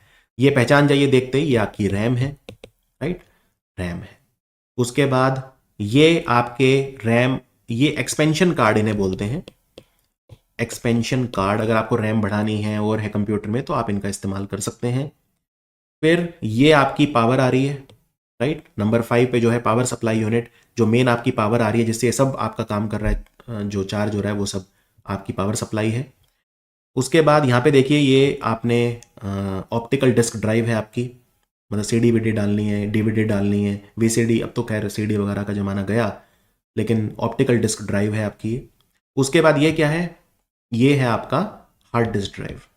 हार्ड डिस्क आपकी परमानेंट स्टोरेज होती है ना, हार्ड डिस्क। आप सॉलिड स्टेट ड्राइव्स आ गई हैं, अब तो एसएसडी ज़्यादा अच्छा है एचडी की बजाय, बट ठीक है, जो भी आप यूज़ करना चाहें। उसके बाद ये सारी की जो भी कुछ है कंप्यूटर में, वो कहाँ कनेक्ट होता है? तो वो होता है मदरबोर्ड। तो ये पूरा का पूरा क्या है? मदरबोर्ड। सब कुछ यहाँ पे कनेक्ट हो रहा है, सीपीयू, रैम, वो सब, ईच एंड एवरीथिंग जो है वो वहीं पे कनेक्ट है। जो भी आप कनेक्ट करोगे सारी चीज़ें, वो मदरबोर्ड में ही करोगे, ठीक है। मदरबोर्ड आपको नज़र नहीं आता क्योंकि अच्छे से कवर करके रखते हैं उसे, तो आपको तो जो बाहर वो स्लॉट निकले होते हैं, पोर्ट, बस वो नज़र आते हैं, लेकिन वो पोर्ट मदरबोर्ड में ही तो हैं। समझ में आया आपको? तो ये पूरा का पूरा जो है ये मदरबोर्ड है। उसके बाद ये क्या चीज़ है? तो ये बड़े प्यारे स्पीकर हैं, आप गाना सुनिए इनमें। स्पीकर बड़ा आसान है, आप इसको बड़ी आसानी से पहचान सकते हैं। ये आपका मॉनिटर है, ठीक है, इसको मॉनिटर कहा जाता है। फिर उसके बाद ये मॉनिटर के ऊपर क्या दिख रहा है आपको? डेस्कटॉप, ठीक है, डेस्कटॉप दिख रहा है। डेस्कटॉप पे क्या दिख रहा है आपको? एक तो आपको दिख रही हैं ये सिस्टम फाइल, राइट। तो ये आपके सिस्टम सॉफ्टवेयर है, जैसे ऑपरेटिंग सिस्टम है, सिस्टम फाइल है वगैरह, ये सब। और ये गेम चल रहा है, देखो कोई गेम चल रहा है ना ये, तो ये क्या है? गेम क्या होता है? Application software. मैंने आपको बताया 2 तरह के सॉफ्टवेयर होते हैं, एक सिस्टम सॉफ्टवेयर जिनके बिना कंप्यूटर चलेगा ही नहीं, ऑपरेटिंग सिस्टम। इस पे ज़्यादा जानने के लिए आप ऑपरेटिंग सिस्टम चैप्टर देख सकते हैं, पूरा डिटेल में समझाया हुआ है। और ये क्या है, ये आपका गेम मतलब एप्लीकेशन सॉफ्टवेयर। एक कंप्यूटर में हज़ारों ऐप आप डाल सकते हैं, हज़ारों सॉफ्टवेयर आप डाल सकते हैं। उसके बाद ये कीबोर्ड हो गया, ये तो खैर आप बहुत आसानी से, ये माउस हो गया, ये तो आप यूज़ करते ही होंगे। ये क्या है, ये आपकी एक्सटर्नल हार्ड डिस्क है। एक्सटर्नल हार्ड डिस्क है आपकी, ये आपको एक्सटर्नल हार्ड डिस्क रखनी है, रखिए। कई लोग तो एक्सटर्नल हार्ड डिस्क से स्पेस बढ़ा लेते हैं, राइट। तो मेरे को याद है अपने टाइम में ट्रांसेंड कंपनी की मैं यूज़ करता था, 500 GB की आती थी। अब तो खैर बहुत सस्ती हो गई हैं। और ये आप समझ ही होंगे, प्रिंटर है। तो इस तरह का कुछ आपको एक कंप्यूटर दिखता है, अलग अलग तरह के डिवाइस होते हैं। तो काफ़ी आसान है ये समझना, कोई मुश्किल नहीं है। यहाँ पे मैंने ये लिख भी दिए हैं बाय नंबर, सो दैट आप उसको देख सकें और उसको टैली कर सकें। तो सीपीयू को हम देखें अगर, ये वही वॉन न्यूमैन आर्किटेक्चर, इनपुट, फिर ये सीपीयू, फिर ये आउटपुट, और सीपीयू जो है वो मेमोरी ले रहा है, राइट। तो सीपीयू के अगर मैं पूछूं पार्ट्स कौन कौन से होते हैं, तो सीपीयू के 3 पार्ट होते हैं। एक मेमोरी यूनिट, और आप देख सकते हैं सीपीयू की अपनी मेमोरी में पहले रजिस्टर आता है और फिर आता है कैश, और फिर अगर जरूरत पड़े तो वो कंप्यूटर की मेमोरी यूज करता है, यानी रैम यूज करता है। फिर सीपीयू में एक होता है एएलयू, यानी अरिथमेटिक एंड लॉजिक यूनिट। ये मैं आपको बताऊंगा अरिथमेटिक और लॉजिक मतलब क्या होता है। और एक होती है कंट्रोल यूनिट। तो एक एक करके देखते हैं। ये एक इसका सिंप्लीफाइड सा डायग्राम है, राइट। जैसे पहले मैं आपको ये बता दूं कि अरिथमेटिक या लॉजिक ऑपरेशन क्या होते हैं। अरिथमेटिक तो सिंपल है, आपको प्लस करना है, माइनस, डिवीजन करना है या मल्टीप्लीकेशन वगैरह, ये सब अरिथमेटिक ऑपरेशन है। लॉजिक ऑपरेशन मतलब होता है जब आप दो चीजों को कंपेयर करते हैं। मान लीजिए आपको पता करना है कि ये इससे बड़ा है या ये इससे छोटा है, कोई चीज आप दोनों को कंपेयर करना है, तो ये लॉजिकल ऑपरेशन है। तो दो तरह के ऑपरेशन आपके सीपीयू करता है, एक अरिथमेटिक ऑपरेशन यानी प्लस माइनस, जोड़ गुना भाग जमा वगैरह ये सब, और एक होता है लॉजिक। लॉजिकल ऑपरेशन मतलब दो चीजों को कंपेयर करना, कॉन्ट्रास्ट करना, एनालिटिक्स वगैरह लगाना, वो सब लॉजिक ऑपरेशन हम उसे बोलते हैं, ठीक है। अब यहां पे क्या है देखिए, ये डायग्राम इसको ध्यान से देखिए। पहले तो मैं थोड़ी बेसिक चीजें बता दूं। सीपीयू की फुल फॉर्म है सेंट्रल प्रोसेसिंग यूनिट। इसको कंप्यूटर का दिमाग बोलते हैं। हम इसे प्रोसेसर, माइक्रो प्रोसेसर या सेंट्रल प्रोसेसर भी बोलते हैं। जो भी डेटा प्रोसेसिंग होती है वो सारा सीपीयू करता है, राइट। ये इनपुट और आउटपुट डिवाइसेस जो हैं उनको कम्युनिकेट करवाता है, क्योंकि ऑब्वियसली इनपुट से वो लेगा, फिर काम करेगा, और आउटपुट को वो देगा। अरिथमेटिक लॉजिक यूनिट जो है वो क्या होती है। अरिथमेटिक लॉजिक यूनिट, मैंने जैसा बताया, अरिथमेटिक ऑपरेशन और लॉजिकल जो ऑपरेशन करता है सीपीयू, तो सीपीयू का कौन सा पार्ट करता है, एएलयू, यानी अरिथमेटिक लॉजिक यूनिट। तो ये काम होता है इसका, अरिथमेटिक और लॉजिक जो फंक्शन है उन्हें परफॉर्म करना। और यहां पे अगर मैं देखूं, ये मैंने एक बड़ा सिंप्लीफाइड आपको वो बताया है कि कैसे उसने काम किया। फॉर एग्जाम्पल, मान लीजिए मुझे ए और बी को जोड़ना है आपस में, ध्यान से समझिए, ए और बी को जोड़ना है। तो यहां पे क्या हुआ, यहां पे मेरे पास दो रजिस्टर हैं, रजिस्टर ए और रजिस्टर बी। तो मान लीजिए मुझे ए और बी को जोड़ना है, मान लीजिए मुझे 7 और 8 को जोड़ना है, ठीक है। तो 7 जो डेटा है वो रजिस्टर में चला जाएगा, मतलब सीपीयू के पास भी अपनी एक छोटी सी मेमोरी होगी ना, जिससे वो वहीं तुरंत टेम्परेरी स्टोर करके फटाफट काम कर देगा। तो एक नंबर मेरा 7 वाला चला जाएगा रजिस्टर ए में, और एक मेरा चला जाएगा 8 नंबर रजिस्टर बी में। गया, चलिए। अब ये यानी ए और बी रजिस्टर मेरे क्या करेंगे, मेरा जो डेटा है, इनपुट डेटा, मैंने इनपुट दिया सीपीयू को, कहा भाई 7 और 8 को जोड़ो। तो मैंने इनपुट दिया, अब वो मैंने अपने कीबोर्ड से टाइप करा हो या मैंने जिससे भी टाइप करा हो, मैंने कहा भाई 7 और 8 को जोड़ो। सीपीयू को बोल दिया करो भाई ये काम करो, 7 और 8 को जोड़ो। तो 7 चला गया रजिस्टर ए में और 8 चला गया रजिस्टर बी में। तो डेटा इनपुट जो मैंने दिया अपने सीपीयू को, उस डेटा को होल्ड किसने किया, रजिस्टर ने। पर क्या रजिस्टर बहुत ज्यादा डेटा होल्ड कर सकता है, नहीं। अब आगे क्या हुआ, अब सीपीयू ने अपना दिमाग लगा के सीपीयू ने प्रोसेस कर दिया, मतलब उसे, और 15 आंसर हो गया, 7 और 8 मतलब 15। अब वो 15 टेम्परेरली कहीं स्टोर करना है, तो वो एक्यूमुलेटर जो है वहां उसको स्टोर कर लेगा। एक्यूमुलेटर का मतलब ही होता है, एक्यूमुलेट करना मतलब इकट्ठा करना। तो ये एडिशन करी किसने, ये एएलयू ने करी, ठीक है। अरिथमेटिक एंड लॉजिक ऑपरेशन कौन करता है, प्रोसेसिंग किसने की, वो, तो ये एएलयू ने करी। तो यहां पे देखिए बड़ा प्यारा ये दिखाई दे रहा है आपको। तो ये जो है, ए रजिस्टर ने होल्ड किया एक डेटा, बी रजिस्टर ने होल्ड किया दूसरा डेटा, एएलयू ने ये कर दिया काम, यानी 15, और फिर उसको एक्यूमुलेटर जो है उसमें भेज दिया। समझ में आया। एएलयू ने क्या करा, जो एडिशन था वो करा, क्योंकि एएलयू यही सब काम करता है, या तो अरिथमेटिक या लॉजिक, कंपेयर वगैरह करना। तो उसने उसको भेज दिया और एक्यूमुलेटर में उसको रिजल्ट को पुट कर दिया। अच्छा, मान लेते हैं ये तो अरिथमेटिक ऑपरेशन हो गया क्योंकि एडिशन हो रहा है। मान लीजिए लॉजिक ऑपरेशन है, तो लॉजिक ऑपरेशन में भी क्या होगा? लॉजिक ऑपरेशन में भी यही होगा। आपने जो डेटा दिया वो रजिस्टर होल्ड कर लेंगे उसे टेम्परेरी, और फिर ALU उसमें बता देगा कि क्या वो है। कंपैरिजन का रिजल्ट वो बाइनरी में देगा 1 या 0, क्योंकि आपने पूछा ना इनमें से बड़ा है तो आप 1 करिए और छोटा है तो 0, तो उस तरह से ये रिजल्ट देगा। एंड अगेन वहां से वो रिजल्ट जो भी होगा 1 या 0 तो वो एक्यूमुलेटर में चला जाएगा। समझ में आया? उसके बाद क्या होगा? एक्यूमुलेटर उसे कहां भेज देगा? वो उसे कैश में भेज देगा। कैश भी अपनी CPU की मेमोरी है। कैश रजिस्टर से ज्यादा मेमोरी होती है इसमें, लेकिन स्पीड कम होती जाती है। रजिस्टर ऑब्वियसली बहुत फास्ट होता है, लेकिन कैश उससे कम फास्ट होता है। फिर रैम जो है, कंप्यूटर की बात आ गई, अब कंप्यूटर में भेजेंगे ये उसे आगे, तो रैम ऑब्वियसली बहुत ज़्यादा होती है, GB में होती है रैम, तो लेकिन रैम रिलेटिवली स्लो होती है। तो जैसे जैसे आपकी मेमोरी बढ़ती है और रैम जो है फिर उसमें सॉलिड स्टेट ड्राइव या HDD में उसे फाइनली कंप्यूटर में परमानेंट स्टोरेज जो हो गया उसमें वो फाइल चली जाती है, और वहाँ पे तो ऑब्वियसली वो परमानेंटली रहती है। और ये तो ऑब्वियसली बहुत GB होती है, किसी कंप्यूटर में 1 टेराबाइट वगैरह, मतलब इस रेंज में होती है आजकल तो HDD वगैरह, लेकिन ऑब्वियसली वो काफ़ी स्लो होती है। तो समझ में आया आपको ये? अगर आपने मेमोरी वाला चैप्टर देखा है तो ये आपको और अच्छे से समझ में आएगा। तो अरिथमेटिक एंड लॉजिक यूनिट मैंने आपको बता दिया, CPU का पार्ट जो अरिथमेटिक या लॉजिक ऑपरेशन करता है। कंट्रोल यूनिट, कंट्रोल मतलब क्या होता है? अगेन बहुत आसान है। कंट्रोल यूनिट जो है वो बाकी यूनिट्स को कंट्रोल करती है। It is the control unit that gives necessary instructions to the input unit for receiving the data and storing data in the memory unit. हमने अपने एग्जाम्पल में देखा था रजिस्टर A रजिस्टर B, तो उसमें जो है डेटा को कंट्रोल करना, राइट, फिर उसके बाद उसे आगे भेजना, ये सब जो काम है कंट्रोल यूनिट करता है। तो कंट्रोल यूनिट का काम ये है कि वो इंस्ट्रक्शन देता है इनपुट यूनिट को फॉर रिसीविंग द डेटा, क्योंकि देखिए CPU को क्या होगा, एक तरफ से इनपुट मिलेगा और एक तरफ से आउटपुट जाएगा बाहर। तो इनपुट कितना आ रहा है उसको कंट्रोल करना, इनपुट को सही जगह पे भेजना, जैसे अगर अरिथमेटिक ऑपरेशन हो रहा है तो ALU में भेजना, ये सब काम कंट्रोल यूनिट करता है। तो control unit is responsible for the flow of data. Control unit जो है वो डेटा के फ्लो को मैनेज करता है, कितना डेटा आ रहा है, कहाँ जाना है, वो सब, राइट। तो ये इंस्ट्रक्शन जो है डेटा फ्लो और इंस्ट्रक्शंस उनको भेजता है एक जगह से दूसरी जगह।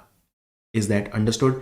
तो कहां से कहां भेजता है ये? मेमोरी यूनिट से ALU। जैसे हमने रजिस्टर में भेजा 7 और 8, रजिस्टर में गया, रजिस्टर भी वहां से कहां गया? ALU, है ना। तो रजिस्टर क्या है? मेमोरी है ना। तो मेमोरी से मैंने किस में भेजा डेटा? मैंने जो डेटा है वो ALU में भेजा, फिर ALU ने एक बार अपना काम कर दिया तो मैंने दोबारा मेमोरी में भेजा, मैंने कैश में भेज दिया था, तो ALU से दोबारा मेमोरी में भेज दिया। ये सारा जो डेटा का फ्लो है ये कौन मैनेज करेगा? Control unit. Is that understood? तो इनपुट से मैंने जो डेटा है वो ALU में दिया, और ALU ने जब अपना काम कर दिया तो मैंने उसको आउटपुट के रूप में भेजा, यानी ALU से वापस मेमोरी में भेजा। तो ये जो फ्लो ऑफ डेटा है, पहले जो मेरा डेटा था मेमोरी यूनिट से रजिस्टर से ALU में गया, और बाद में जो रिजल्ट है ALU से मेमोरी में गया। तो ये सारा काम कंट्रोल यूनिट करता है। तो हम बात करते हैं CPU में एक क्लॉक होती है, ये बेसिकली सब चीज़ों को सिंक्रोनाइज करती है। ये कंट्रोल यूनिट के साथ मिलके ही काम करती है, और इसका बस काम ये होता है कि जितने भी कंपोनेंट हैं सबको आपस में सिंक्रोनाइज करना, एक हारमोनियसली, एक उनमें अच्छे से समन्वय रहे, सामंजस्य रहे, तो उसके लिए होती है। और जो फ्रीक्वेंसी होती है पल्सेस की उसे हम क्लॉक स्पीड बोलते हैं। क्लॉक स्पीड हर्ट्स में हम मेजर करते हैं। जो क्लॉक है ये, इसकी स्पीड को हर्ट्स में मेजर करते हैं। हर्ट्स फ्रीक्वेंसी भी आप बोल सकते हैं एक तरह से। आजकल के जो प्रोसेसर हैं वो गीगा हर्ट्स में उनकी फ्रीक्वेंसी होती है, 3 से 5 गीगा हर्ट। पहले 1980s में जो प्रोसेसर होते थे उनकी मेगा हर्ट्स में काउंट होती थी। आजकल गीगा हर्ट्स के जो प्रोसेसर हैं वो देखने को मिलते हैं। मेमोरी या स्टोरेज यूनिट, इसके बारे में हम काफी बात कर चुके हैं। CPU की जो मेमोरी है, यानी जिसमें हम रजिस्टर और कैश को ले सकते हैं, तो वो CPU की अपनी खुद की है। बाकी CPU जब चाहे रैम वगैरह यूज कर सकता है, उसमें कोई बुराई नहीं है। इवन CPU चाहे तो हार्ड डिस्क यूज कर सकता है या सॉलिड स्टेट ड्राइव यूज कर सकता है, वहां से भी डेटा ले सकता है, लेकिन वो डेटा थोड़ा फिर स्लो हो जाएगा, क्योंकि सबसे फास्ट होता है रजिस्टर, फिर कैश, फिर रैम और फिर सॉलिड स्टेट ड्राइव्स। अब हम बात करते हैं बसेस की। बसेस क्या होते हैं? ये कलेक्शन ऑफ वायर होते हैं और group of conductor that connect several devices within a computer system. To transfer information internally between the processor and other component, the computers use buses. एक ही कंप्यूटर के अंदर, ध्यान से सुनिए, एक ही कंप्यूटर के अंदर जो डेटा जो है वो ट्रांसफर होता है, जो इंफॉर्मेशन जो है वो ट्रांसफर होती है, वो बसेस से होती है. So it is a collection of wire. ये वायर के कलेक्शन है या कंडक्टर के ग्रुप्स हैं जो कंप्यूटर के अंदर डेटा को ट्रांसफर करते हैं internally between the processor and other component. और वो अदर कंपोनेंट क्या हो सकते हैं? इनपुट या आउटपुट डिवाइसेस. तो इनपुट डिवाइसेस से सीपीयू और सीपीयू से आउटपुट डिवाइसेस के बीच में जो डेटा वगैरह ट्रांसफर होता है जिन वायर से, उन्हें हम बसेस बोलते हैं. बसेस 3 तरह के होते हैं. एक होता है एड्रेस बस, एक होता है डेटा बस और एक होता है कंट्रोल बस. एड्रेस बस जो होता है इसमें यूनिडायरेक्शनल फ्लो होता है डेटा का, एक ही डायरेक्शन में होता है. डेटा बस में बाई डायरेक्शनल होता है, यानी दोनों डायरेक्शन में हो सकता है. और कंट्रोल बस जो होता है ये भी यूनिडायरेक्शनल होता है. Address bus it carries the memory address from the processor to other component. तो मेमोरी एड्रेस को ये कैरी करता है from the processor to other component such as the primary storage and input output devices. Data bus जो होता है वो data को कैरी करता है between the processor and other components, ये बाई डायरेक्शनल होता है. और कंट्रोल बस जो होता है ये सिग्नल को कंट्रोल करता है from the processor to other component. Other component मतलब वही है इनपुट आउटपुट डिवाइसेस. तो अब हम स्टार्ट करते हैं इनपुट डिवाइसेस. इनपुट डिवाइसेस क्या करते हैं? ये इनपुट डिवाइस वो हार्डवेयर कंपोनेंट होते हैं जो यूजर को अलाउ करते हैं कि वो कंप्यूटर में डेटा एंटर कर सके. तो इनपुट डिवाइसेस हम एक एक करके सारे पढ़ेंगे. सबसे पहले देखते हैं स्कैनर. ये देखिए ये स्कैनर है. आपने यहाँ पे अपना पेज रख दिया, फिर आप इस मशीन को बंद कर देंगे, फिर उसकी वो सॉफ्ट कॉपी बना देगा. ये हार्ड कॉपी है, उसकी वो सॉफ्ट कॉपी बना देगा. ये काम स्कैनर का होता है. तो स्कैनर इमेजेस को या जो टेक्स्ट वगैरह है सबको, जो भी आपके पेज पे है, आपकी हैंड राइटिंग या जो भी, उसे वो एक डिजिटल इमेज में कन्वर्ट कर देता है. और आजकल तो 3D स्कैनर भी आ गए हैं जो इंडस्ट्रीज में यूज होते हैं, गेमिंग में, रिवर्स इंजीनियरिंग, इन सब में 3D भी स्कैनर आज आ गए हैं. तो स्कैनर कैसे काम करता है? जो आजकल मॉडर्न स्कैनर्स होते हैं उनमें हम यूज करते हैं चार्ज कपल डिवाइस, जिसे हम कॉन्टैक्ट इमेज सेंसर बोलते हैं. Contact image sensor, right. और जो पुराने जो स्कैनर होते थे जिन्हें ड्रम स्कैनर बोलते थे, राइट, वो यूज करते थे फोटो मल्टीप्लायर ट्यूब. आपको डिटेल में नहीं जाना है, बस आप ये याद रख लो, पुराने स्कैनर यूज करते थे फोटो मल्टीप्लायर ट्यूब, और आजकल के जो आधुनिक स्कैनर हैं वो यूज करते हैं चार्ज कपल डिवाइस या कॉन्टैक्ट इमेज सेंसर. एक रोटरी स्कैनर होता है. रोटरी स्कैनर बहुत ही हाई स्पीड डॉक्यूमेंट स्कैनिंग के काम आता है, और ये भी सीसीडी ही यूज करता है, यानी चार्ज कपल डिवाइस ही यूज करता है. और अगर आपको मान लो पूरी बुक स्कैन करनी है, जैसे अब आप इसको खोलें, आप इसमें जो है एक पेज रखें, राइट, फिर दोबारा खोलें, ऐसे तो बहुत टाइम लगेगा. मान लीजिए किताब में 300 पेजेस हैं. क्या ऐसा नहीं हो सकता कि किताब का जो है एक पेज स्कैन हो जाए, फिर ऑटोमेटिकली अगला पेज आ जाए और वो स्कैन होता रहे? बिल्कुल. उसके लिए ऑटोमेटिक डॉक्यूमेंट फीडर होता है. तो ऑटोमेटिक डॉक्यूमेंट फीडर क्या होता है? ये एक ऐसा फीचर होता है जिसमें बहुत सारे जो पेजेस हैं वो ऑटोमेटिकली उसको फीड करता रहेगा एक एक करके, और वो स्कैन होता रहेगा. पूरी बुक आपको स्कैन करनी है, 300 पेज हैं, 300 बार ये खोलना नहीं पड़ेगा आपको. वो आप अपनी बुक डाल दो उसमें, ऑटोमेटिक डॉक्यूमेंट फीडर ऑटोमेटिकली वो एक एक करके पेजेस वहां पे लगाता रहेगा, और वो बुक की सॉफ्ट कॉपी बन जाएगी. यानी बड़ी बड़ी किताबें, उनका पीडीएफ आप बहुत जल्दी बना सकते हैं, क्योंकि सबकी आपको डिजिटल इमेज मिल जाएगी. स्कैनर की जब हम बात करते हैं तो इनपुट डिवाइस है ऑब्वियसली. तो और भी स्कैनर होते हैं जैसे मेडिकल साइंस में यूज होते हैं. सीटी स्कैन आपने सुना होगा. तो सीटी की फुल फॉर्म होती है कंप्यूटराइज्ड टोमोग्राफी. ये भी एक इनपुट डिवाइस है. तो स्कैनर जरूरी नहीं है कि सिर्फ जो नॉर्मल स्कैनर वो, बल्कि इवन कंप्यूटराइज्ड जो टोमोग्राफी या सीटी स्कैन 2D होता है, और यहीं पर वो एमआरआई से अलग होता है. एमआरआई 3D होता है. तो अगर आपको 3D में चाहिए तो एमआरआई कराइए, और अगर 2D में चाहिए तो सीटी कराइए. एमआरआई की फुल फॉर्म है मैग्नेटिक रेजोनेंस इमेजिंग. ये भी बॉडी का स्कैन होता है. सारे आपके जो ऑर्गन, मसल वगैरह, ब्लड वेसल, उनको डिटेल में देखने के लिए यूज होता है. ये डायग्नोसिस के लिए यूज होता है. और एमआरआई जो स्कैनर होता है वो यूज करता है मैग्नेट और रेडियो वेव्स का. और जो सीटी स्कैन होता है वो एक्सरे का ही जो है वो यूज करता है. अब हम बात करते हैं बायोस. बायोस क्या होता है? Basic input output system. ये एक सॉफ्टवेयर होता है बेसिकली जो हमारे कंप्यूटर में बिल्ट होता है, राइट. और ये पहली चीज है जो हमारे कंप्यूटर में जब हम उसको ऑन करते हैं तो पहला कोड है जो रन होता है, हम उसे बायोस बोलते हैं, बेसिक इनपुट आउटपुट सिस्टम. देखो, जब हमारा पीसी हमने स्टार्ट किया, कंप्यूटर हमने पर्सनल कंप्यूटर स्टार्ट किया, तो पहला काम क्या है बायोस का, कि वो हमारे सिस्टम में सारी चीज़ें जो हैं उनको पहचाने, आइडेंटिफाई करे और उनको स्टार्ट करवाए।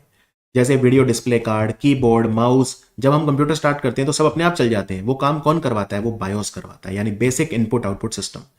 अब बायोस जो है उसमें सारे इंस्ट्रक्शंस हैं कि कंप्यूटर में जितनी भी चीज़ें कनेक्टेड है उनको स्टार्ट कैसे करवाया जाए। तो बायोस को हम ये अफोर्ड नहीं कर सकते कि वो काम ना करे। अगर बायोस काम नहीं करेगा तो कंप्यूटर में जो भी डिवाइसेस हमने कनेक्ट करे हैं वो सारे ऑन नहीं होंगे। तो हम चाहते हैं कि बायोस में जो इंस्ट्रक्शन लिखी है वो कभी भी मिटे ना, यानी परमानेंट रहे। तो हम उसको रैम में वो करेंगे कि रोम में करेंगे? तो बायोस में जो भी इंस्ट्रक्शन होते हैं वो सारे हम रोम में डालते हैं, रोम चिप, क्योंकि रोम एक नॉन वोलेटाइल मेमोरी होती है, राइट। तो रोम चिप जो है हमारे मदरबोर्ड पे, तो इसलिए हम कई बार इसे रोम बायोस भी बोलते हैं। Is that understood? तो बायोस जो सॉफ्टवेयर होता है वो रोम में हम डालते हैं, रोम मेमोरी में, जिससे वो नॉन वोलाटाइल रहे, हमेशा रहे, यानी वो डिलीट ना हो। क्योंकि अगर बायोस काम नहीं करेगा तो आपकी कोई भी जो चीज़ है वो लोड नहीं होगी। तो हम इनपुट डिवाइसेस की बात कर ही रहे थे, राइट। तो प्रिंटर की अगर हम बात करें, वैसे प्रिंटर हम स्टडी कर चुके हैं डिटेल में। तो प्रिंटर क्या होता है? आउटपुट डिवाइस है। क्योंकि प्रिंटर आपको एक आउटपुट दे रहा है, आपने जो कमांड दी, कंट्रोल पी, इनपुट दिया, या तो माउस से दिया, आपने फाइल पे क्लिक करके प्रिंट किया, या कीबोर्ड से इनपुट दिया, तो प्रिंटर आपको उसका एक आउटपुट जो है वो दे रहा है।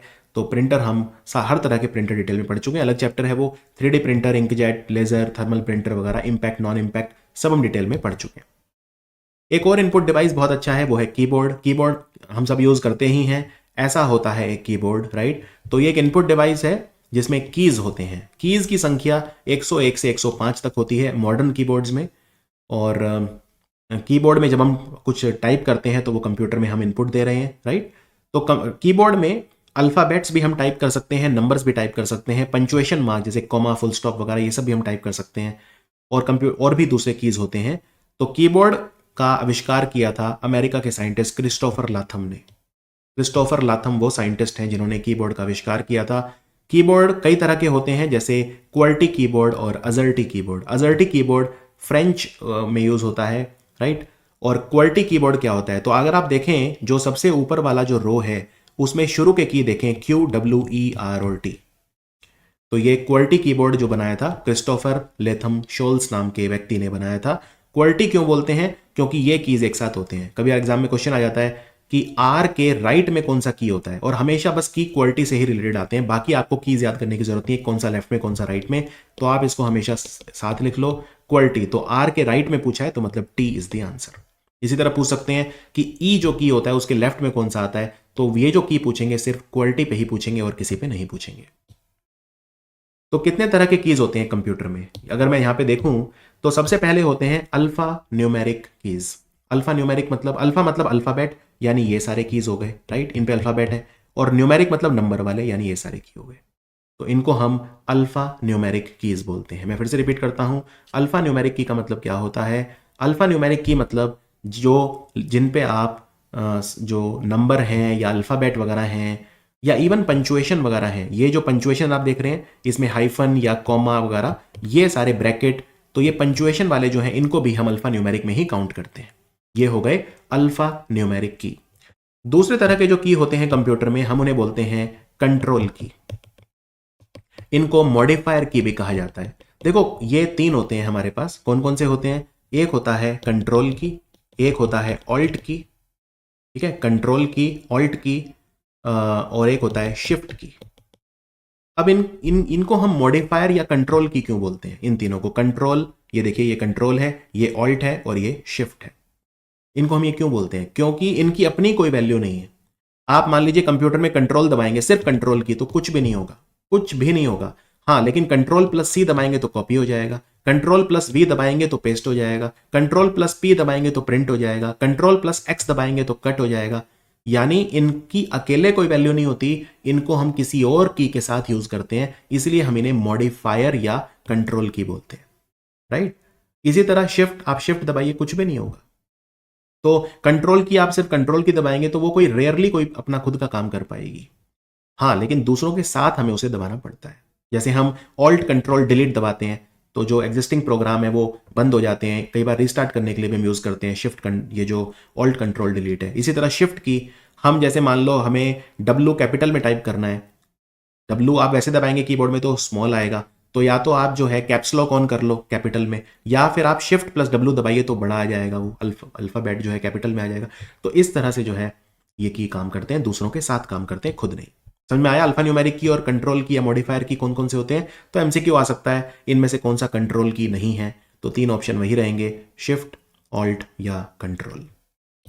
अगले जो की होते हैं फंक्शन की। फंक्शन की मतलब यहां पे देखिए इनके स्पेशल फंक्शन होते हैं। जैसे F5 आप यूज करते हैं रिफ्रेश करने के लिए विंडोज में, F5 यहां पे देखिए ये F1 F2 F3 ऐसे करके F12 तक होते हैं। तो कितने फंक्शनल की होते हैं? 12।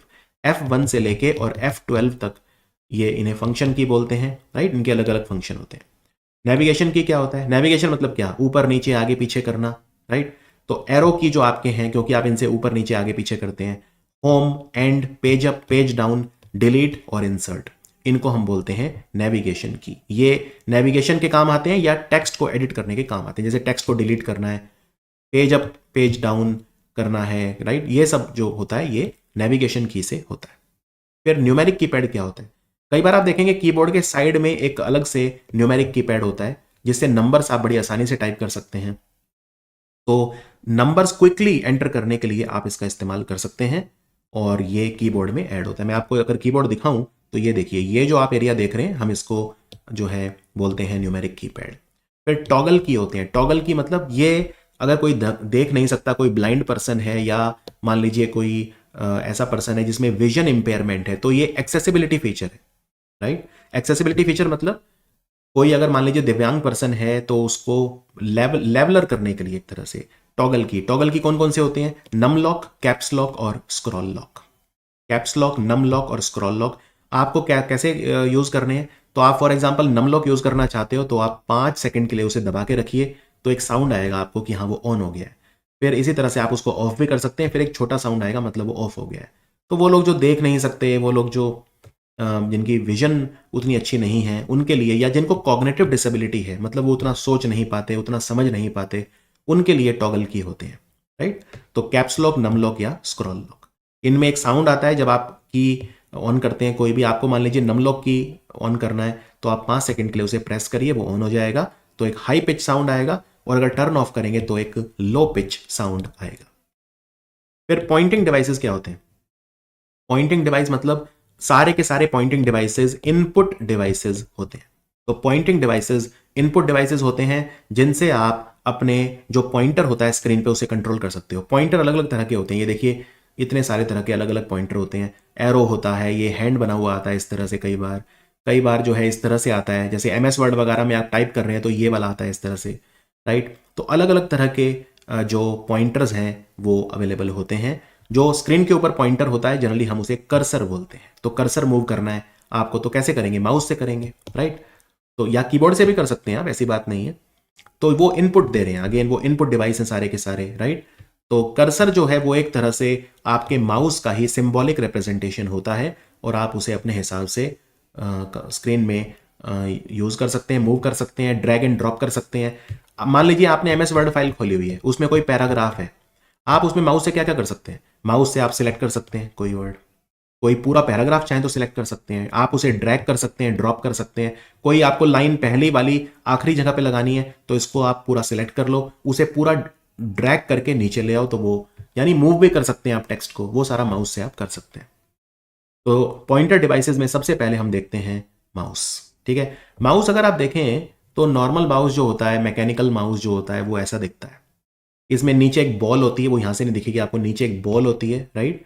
तो वो बॉल परसीव करती है कि एक्स एक्सिस और वाई एक्सिस पे मूवमेंट कैसे हो रहा है, उसी के हिसाब से वो होता है। ये स्क्रॉल के लिए होता है, पेज में आपको ऊपर जाना है या नीचे, तो ये स्क्रॉल बटन भी यहाँ पे होता है।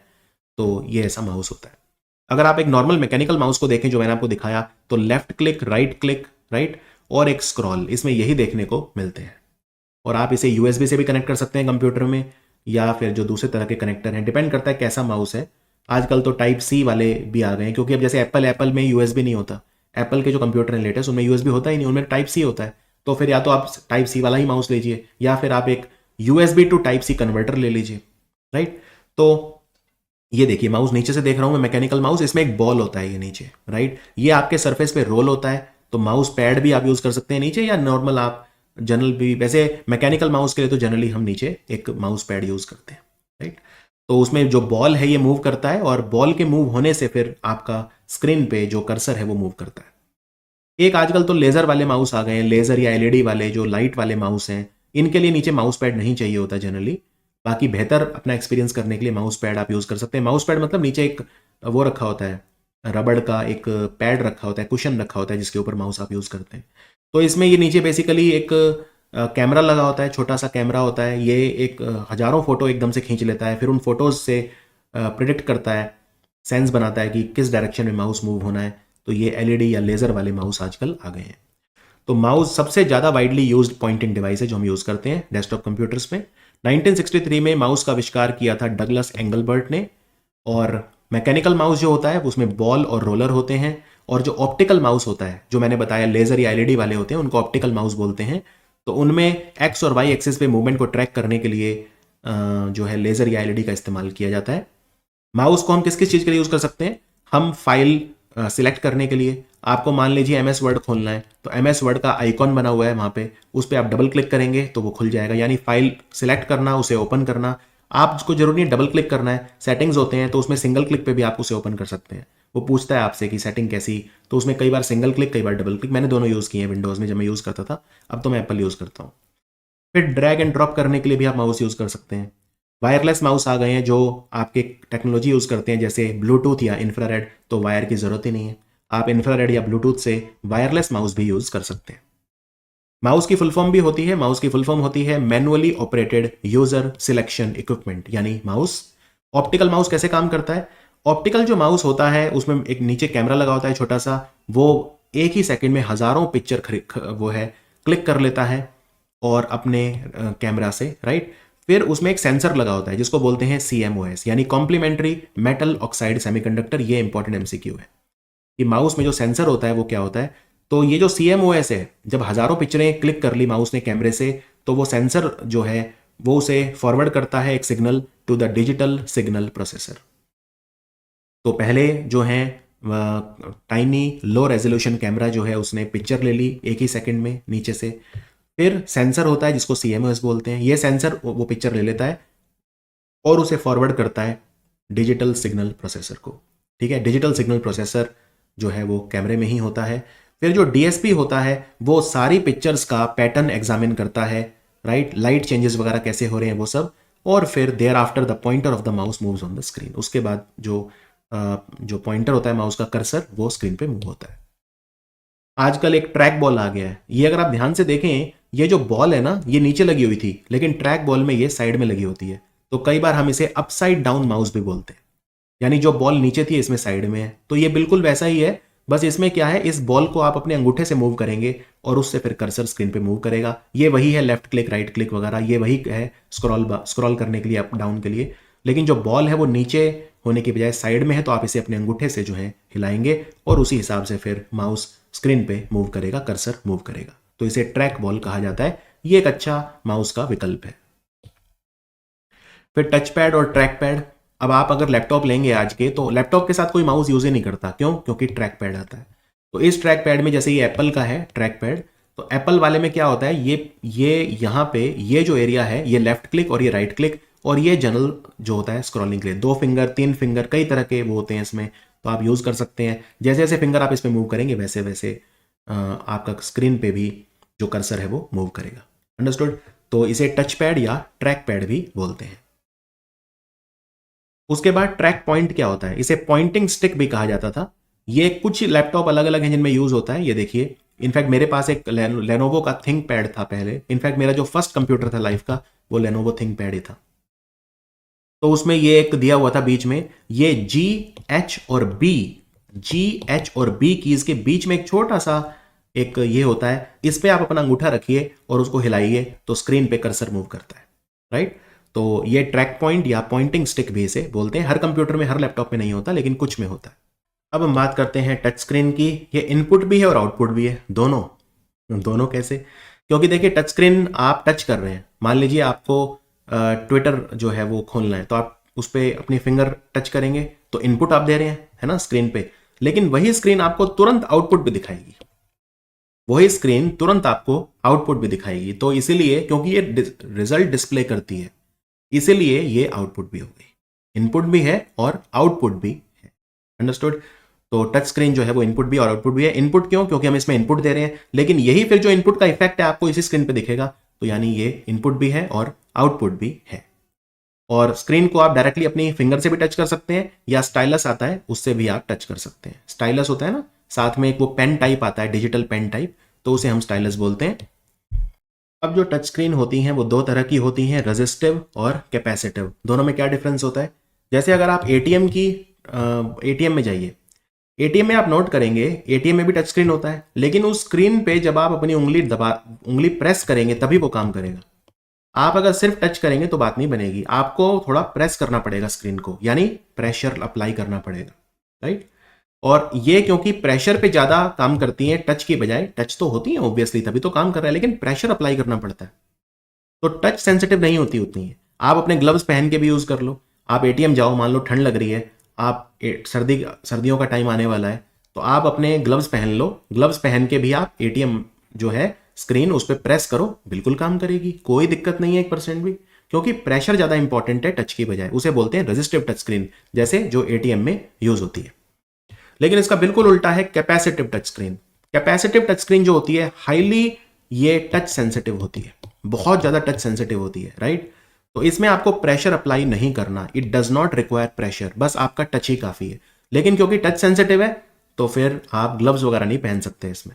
जैसे फॉर एग्जाम्पल आईपैड, आपका जो आईपैड है या इवन आपका मोबाइल फोन, आप अपने मोबाइल फोन की स्क्रीन पे टच करते हैं, वो कैपेसिटिव टच स्क्रीन है, उसमें प्रेशर अप्लाई करने की जरूरत नहीं है आपको, राइट। लेकिन इसका नुकसान ये है, आप ग्लव्स पहन के करिए, मोबाइल फोन पे नहीं होगा। अभी करके देख लीजिए, आप मोबाइल फोन पे ग्लव्स पहनिए और फिर यूज करिए, नहीं होगा। क्यों?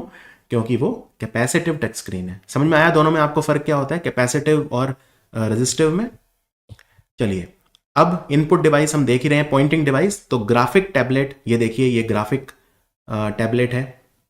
स्टाइलस, ये जो पकड़ा हुआ है पेन जैसा, ये डिजिटल पेन जैसा, ये जो है एक स्टाइलस है। या इवन आईपैड वगैरह में इस तरह के पेन आते हैं, डिजिटल पेन। तो स्टाइलस और डिजिटल पेन आप इंटरचेंजेबली यूज कर सकते हैं, वैसे ऐसी कोई बात नहीं। तो ग्राफिक टैबलेट, मैंने ग्राफिक टैबलेट से ही पढ़ाया है ऑलमोस्ट 6 ईयर्स, उसके बाद मैंने आईपैड पे मूव किया था। तो ग्राफिक टैबलेट या पेन टैबलेट भी बोलते हैं, या एक्सटर्नल ड्राइंग पैड या डिजिटल आर्ट वगैरह बनाने के भी काम आता है। मैं वैकॉम का यूज करता था, मुझे याद है उस समय। तो कंप्यूटर इनपुट डिवाइस है, मैं कंप्यूटर में जोड़ लेता था इसे, फिर क्या होता था, पावर पॉइंट खोल लेता था कंप्यूटर पे, और जो इस पे लिखता था वो ऑटोमेटिकली कंप्यूटर में जाता था, यानी अगेन इनपुट दे रहा हूं मैं कंप्यूटर में। तो ये सारे इनपुट डिवाइस होते हैं। और स्टाइलस जो होता है, इससे आप ग्राफिक टैबलेट के ऊपर लिखते हो, जो आप इस पे लिखोगे वो कंप्यूटर में ऑलरेडी आप वो टाइप होता जाएगा, या ड्राइंग बनानी है तो वो भी होता जाएगा, या आप सीधे भी बना सकते हो। आप आईपैड लो, आईपैड की स्क्रीन खोल लो, उस पर आप डायरेक्टली जो पेन मिलता है साथ आईपैड के, उससे आप इनपुट दे सकते हो। जे माउस, ये पुराना हो गया, अब नहीं आता ये जे माउस। तो पुराने कुछ ऐसे कंप्यूटर होते थे, पोर्टेबल कंप्यूटर, उनमें हम जे माउस यूज करते थे। मतलब जो जे की होता है ना, उसके ऊपर एक ऐसे वो बना होता था, और जब आप इसे मतलब आप इसे जे की को यूज करते थे, और ये कंप्यूटर माउस की तरह काम करता था। ठीक है, आप इस पे अपनी जो थंब है या फिंगर रख के वो करेंगे तो कर्सर हिलेगा स्क्रीन के ऊपर, तो इसे जे माउस बोलते थे। अब इसका इस्तेमाल नहीं होता है। जॉयस्टिक क्या होता है? गेम्स वगैरह में काम आता है। ये ऐसा होता है जॉयस्टिक, आप इसको मूव करिए, ये जो दिख रहा है वैसे ही, मान लीजिए स्क्रीन पे कोई कैरेक्टर है, उसी डायरेक्शन में मूव होता रहेगा। आप इसको लेफ्ट करेंगे तो मान लीजिए कोई कार्टून है, वो भी लेफ्ट मूव होगा, राइट मूव होगा। इस पे कई तरह के कंट्रोल्स भी होते हैं, राइट। तो जॉयस्टिक एक इनपुट डिवाइस होता है कंसिस्टिंग ऑफ अ स्टिक, ये स्टिक है, that pivots on a base, ये इसका बेस होता है, एंड रिपोर्ट्स इट्स एंगल और direction to the device it is controlling. तो जो भी डिवाइस, जो जॉयस्टिक होता है, जिस भी चीज को ये कंट्रोल कर रही है, जैसे जैसे आप इसे मूव करेंगे, आप लेफ्ट में करेंगे, आप राइट में, जैसे गाड़ी में वो नहीं होता एक बीच में जैसे गियर चेंज करते हैं ना आप, 1 2 3 4 5, वैसे ही ये होता है। उसे आगे पीछे साइड में वो आप कर सकते हैं, लेकिन गाड़ी में उसको करने से कुछ वो नहीं होता। ऐसा नहीं है कि आपने लेफ्ट करा तो वो गाड़ी लेफ्ट जा रही है, ऐसा नहीं होता, इसमें होता है। लेकिन तो एरोप्लेन में यूज होती है, कॉकपिट जो होता है जहां पे पायलट बैठते हैं, तो ये देखिए ये जॉयस्टिक लगाई हुई है। अगर आपको प्लेन को लेफ्ट करना है तो इसे लेफ्ट घुमा दो, प्लेन को राइट करना है तो इसे राइट घुमा दो। तो जॉयस्टिक का इस्तेमाल गेमिंग में और एयरक्राफ्ट्स में होता है। ये भी इनपुट डिवाइस है। फिर गेमिंग में कुछ और तरीके हैं, जैसे आप देखिए कई बार आपने देखा होगा ये जैसे डांस पैड है, इस पे आप डांस कर रहे हो, वैसे वैसे स्क्रीन पे जो है वो भी डांस करेगा, तो ये भी इनपुट डिवाइस है। इसी तरह से एक व्हील होता है, ये गेम खेलते हो ना, नकली गाड़ी बनी हुई है, आप इसमें बैठ के रेस कर रहे हो, जैसे जैसे आप इसमें जो वो कर रहे हो वैसे वैसे स्क्रीन पे जो गाड़ी है वो रेस करेगी। इसी तरह से डक हंट खेला है बचपन में, मैंने खेला था। डक हंट में क्या होता था, एक बंदूक होती थी, उससे हम कंप्यूटर पे शूट करते थे और निशाना लगाते थे। तो वैसे ही ये गन होती है, लाइट गन, ये भी टारगेट शूट करने के काम आती है गेमिंग वगैरह में। तो व्हील हो सकता है, या गेम पैड होते हैं, या डांस पैड होते हैं, इन सबको गेम कंट्रोलर कहा जाता है। ये वीडियो गेम्स, कंप्यूटर गेम वगैरह इन सब में यूज़ होते हैं। तो ये भी सब इनपुट डिवाइसेस हैं। डिजिटल कैमरा है आपका, ये भी इनपुट डिवाइस है, ये फोटो खींच के सीधा कंप्यूटर में भेज देता है आपके, राइट, डिजिटली। तो आप इससे पिक्चर जो है वो ले सकते हैं कैमरा से, राइट। वॉइस इनपुट, अगेन आप सीरी, आपने एप्पल सीरी ओपन कर लिया, उसको आप कुछ इनपुट दे रहे हैं, ये काम करो, ये सर्च करो। आजकल तो 20 से 30% सर्च मोबाइल में जो होते हैं या गूगल में वो वॉइस से होते हैं। तो वॉइस इनपुट आप कंप्यूटर में दे सकते हो। और जैसे माइक होता है, माइक में बोलते हो, तो माइक एक इनपुट डिवाइस है, right. Webcam again input device है, आपकी जो फोटो ले रहा है और कंप्यूटर में दे रहा है, तो वेबकैम भी जो है वो एक इनपुट डिवाइस है। ऑप्टिकल कैरेक्टर रिकॉग्निशन, देखो ये समझना बहुत जो है इंपॉर्टेंट है। आपके पास मान लो एक पेज है जिसपे कुछ कुछ लिखा हुआ है, फिजिकल पेज है, यानी हार्ड पेज जिसे बोलते हैं ना, कि मान लो किताब से आपने एक पेज फाड़ लिया। अब आपके पास क्या ऑप्शन है इसके लिए, या तो स्कैन करो और इसे डिजिटल कॉपी में कन्वर्ट कर दो। बट डिजिटल कॉपी में कन्वर्ट करोगे तो आप उसको एडिट नहीं कर सकते, जो उसमें कैरेक्टर्स है ना, आप उसको बड़ा छोटा नहीं कर सकते फॉर एग्जाम्पल। तो उसका एक तरीका होता है ऑप्टिकल कैरेक्टर रिकॉग्निशन। इसमें क्या होता है, स्कैनिंग में तो आप कुछ नहीं कर रहे, सिर्फ हार्ड कॉपी को सॉफ्ट कॉपी में कन्वर्ट कर रहे हो, और जो सॉफ्ट कॉपी बन गई ये नॉन एडिटेबल होती है। वो पेज वैसा का वैसा ही आपने सॉफ्ट कॉपी बना दी, लेकिन उस पेज पे फिर आप कुछ चेंज नहीं कर सकते। ऑप्टिकल कैरेक्टर रिकॉग्निशन होता है कि इसमें आपने, ये एक ऐसी टेक्नोलॉजी है जिसमें जो रिटन, जैसे पेज के ऊपर जो रिटन कैरेक्टर हैं, राइट, या कंप्यूटर प्रिंटेड कुछ इस पे कैरेक्टर हैं, या हाथ से लिखे हुए कुछ कैरेक्टर हैं, तो उनको वो क्या करेगा, ऐसी भाषा में कन्वर्ट करेगा जिसे कंप्यूटर प्रोसेस कर पाए। स्कैन्ड इमेज को कंप्यूटर प्रोसेस नहीं करता, लेकिन ऑप्टिकल कैरेक्टर रिकॉग्निशन के बाद जब आप इसको कन्वर्ट करोगे उस चीज में, तो ये उसको कुछ अपनी ही कंप्यूटर की ऐसी लैंग्वेज में कन्वर्ट करेगा हर कैरेक्टर को, तो वो कंप्यूटर फिर प्रोसेस कर पाएगा। समझ में आया? इसको बोलते हैं ऑप्टिकल कैरेक्टर रिकॉग्निशन। ये देखिए यहां पे ऑप्टिकल कैरेक्टर रिकॉग्निशन, ये कुछ कुछ लिखा है पेज पे, तो ये एक डिवाइस है, ये हर जो लिखा हुआ जो वर्ड है उसे अपने हिसाब से प्रोसेस कर रहा है, और इस तरह से वो उसे प्रोसेस करेगा कि कंप्यूटर में जब उसको देगा तो कंप्यूटर भी फिर उसमें काम कर पाएगा, फिर आप उसको एडिट भी कर पाएंगे, या तो इसको बोलते हैं ऑप्टिकल कैरेक्टर रिकॉग्निशन। एक OMR होता है, आपने एग्जाम दिए होंगे तो उसमें 4 ऑप्शन भरते हो आप, 4 गोले होते हैं, एक गोले को फिर आप डार्क कर देते हो, तो वो ऑप्टिकल मार्क रिकॉग्निशन रीडर होता है, ये भी इनपुट डिवाइस है। तो ये एक ऐसी टेक्नोलॉजी है जिसमें आप छोटे छोटे सर्कल या रेक्टेंगल वगैरह फिल करते हो और फिर उसका सेंस कंप्यूटर अपने आप बना लेता है। बारकोड रीडर होता है, बारकोड रीडर 1D में होता है और QR कोड 2D में होता है, बस यही डिफरेंस होता है। दोनों ही जो हैं वो शॉपिंग और उनके काम आते हैं, बारकोड भी और QR कोड भी। तो ये ऑप्टिकल रीडर होते हैं, लेजर बीम का इस्तेमाल आप करते हो बारकोड में, और QR कोड आजकल बहुत आसान हो गया है, QR कोड 2D होता है और बारकोड 1D होता है, बस ये डिफरेंस होता है। QR कोड को किसने बनाया था? जापान की एक कंपनी थी डेंसो वेव, उसके उन्होंने बनाया था 1994 में। RFID reader, radio frequency identification, आपकी गाड़ी में फास्टैग लगाए तो आप देखते हो इस तरह की मशीन लेके वो आ जाते हैं कई बार। वैसे तो RFID radio frequency identification long distance के लिए होता है, तो ऑटोमेटिकली रीड हो जाता है, लेकिन कई बार वो नहीं हो पाता, तो फिर मशीन लेके आते हैं, वो रीड करते हैं, तो ये भी इनपुट डिवाइस है। फिर MICR रीडर होता है, आपका चेक मशीन रीड कर लेती है ऑटोमेटिक, ये MICR है। मैग्नेटिक स्ट्राइप कार्ड रीडर और MICR रीडर दो तरह के होते हैं, तो MICR की फुल फॉर्म है मैग्नेटिक इंक कैरेक्टर रिकॉग्निशन। और मैग्नेटिक स्ट्राइप क्या होते हैं? आपके क्रेडिट कार्ड या डेबिट कार्ड वगैरह में जो मैग्नेटिक स्ट्राइप होते हैं, तो वो भी अगेन इनपुट डिवाइस है। तो MICR कोड बैंकिंग में यूज होता है mainly, magnetic ink character recognition इसकी फुल फॉर्म है। इससे आप चेक को आइडेंटिफाई कर सकते हो, तो फास्टर प्रोसेसिंग हो जाती है चेक की। तो MICR कोड 9 डिजिट का कोड होता है, शुरू के 3 डिजिट बताते हैं सिटी, और फर्स्ट 3 डिजिट जो है वो सिटी बताते हैं, और फर्स्ट 3 डिजिट पिन कोड से अलाइन होते हैं और पोस्टल एड्रेस से अलाइन होते हैं। अगले 3 डिजिट जो है वो बैंक कोड, और आखिरी 3 digit branch code. Biometric input होते हैं फिर, जैसे आप फेशियल रिकॉग्निशन टेक्नोलॉजी का इस्तेमाल करते हो, फिर आजकल फेशियल रिकॉग्निशन टेक्नोलॉजी हम जो यूज़ करते हैं, जैसे फॉर एग्जांपल एयरपोर्ट पे आजकल यूज़ होने लगी है, राइट? जो फास्टर चेक इन वगैरह हमें करना है तो डिजी यात्रा वगैरह यूज़ कर रहे हैं, तो वो सब भी चल रहा है। बाकी आप आंखों का स्कैन ले सकते हो, इनपुट ले सकते हो आंखों से। इरिस स्कैन भी होता है, रेटिना स्कैन भी होता है, दोनों होते हैं। इरिस मतलब आंख के आगे का पार्ट, रेटिना मतलब आंख के पीछे का पार्ट। फिंगरप्रिंट जो बायोमेट्रिक होता है या अटेंडेंस वगैरह आप देते हो, तो बायोमेट्रिक कई तरह का हो सकता है। तो एक एक बिहेवियरल बायोमेट्रिक भी होता है। बिहेवियरल में जैसे आपका सिग्नेचर है वो बिहेवियरल है, राइट? तो बिहेवियरल बायोमेट्रिक भी यूज होता है और नॉर्मल फिजिकल बायोमेट्रिक जो है वो भी यूज होता है। मीडी यानी म्यूजिकल इंस्ट्रूमेंट डिजिटल इंटरफेस, ये भी इनपुट डिवाइस है। आपने जैसे अभी सिंथेसाइजर बजा रहा है ये पर्सन, ये जो भी बजा रहा है वो उसको एडिट करना है तो ये सीधा कंप्यूटर में रिकॉर्ड हो रहा है, तो ये भी इनपुट है, वो इनपुट दे रहा है, राइट? जैसे माइक से इनपुट दे सकते हो आप, या आप म्यूजिक बजा के इनपुट दे सकते हो, तो उसको बोलते हैं musical instrument digital interface. Sound mixing editing के काम आता है।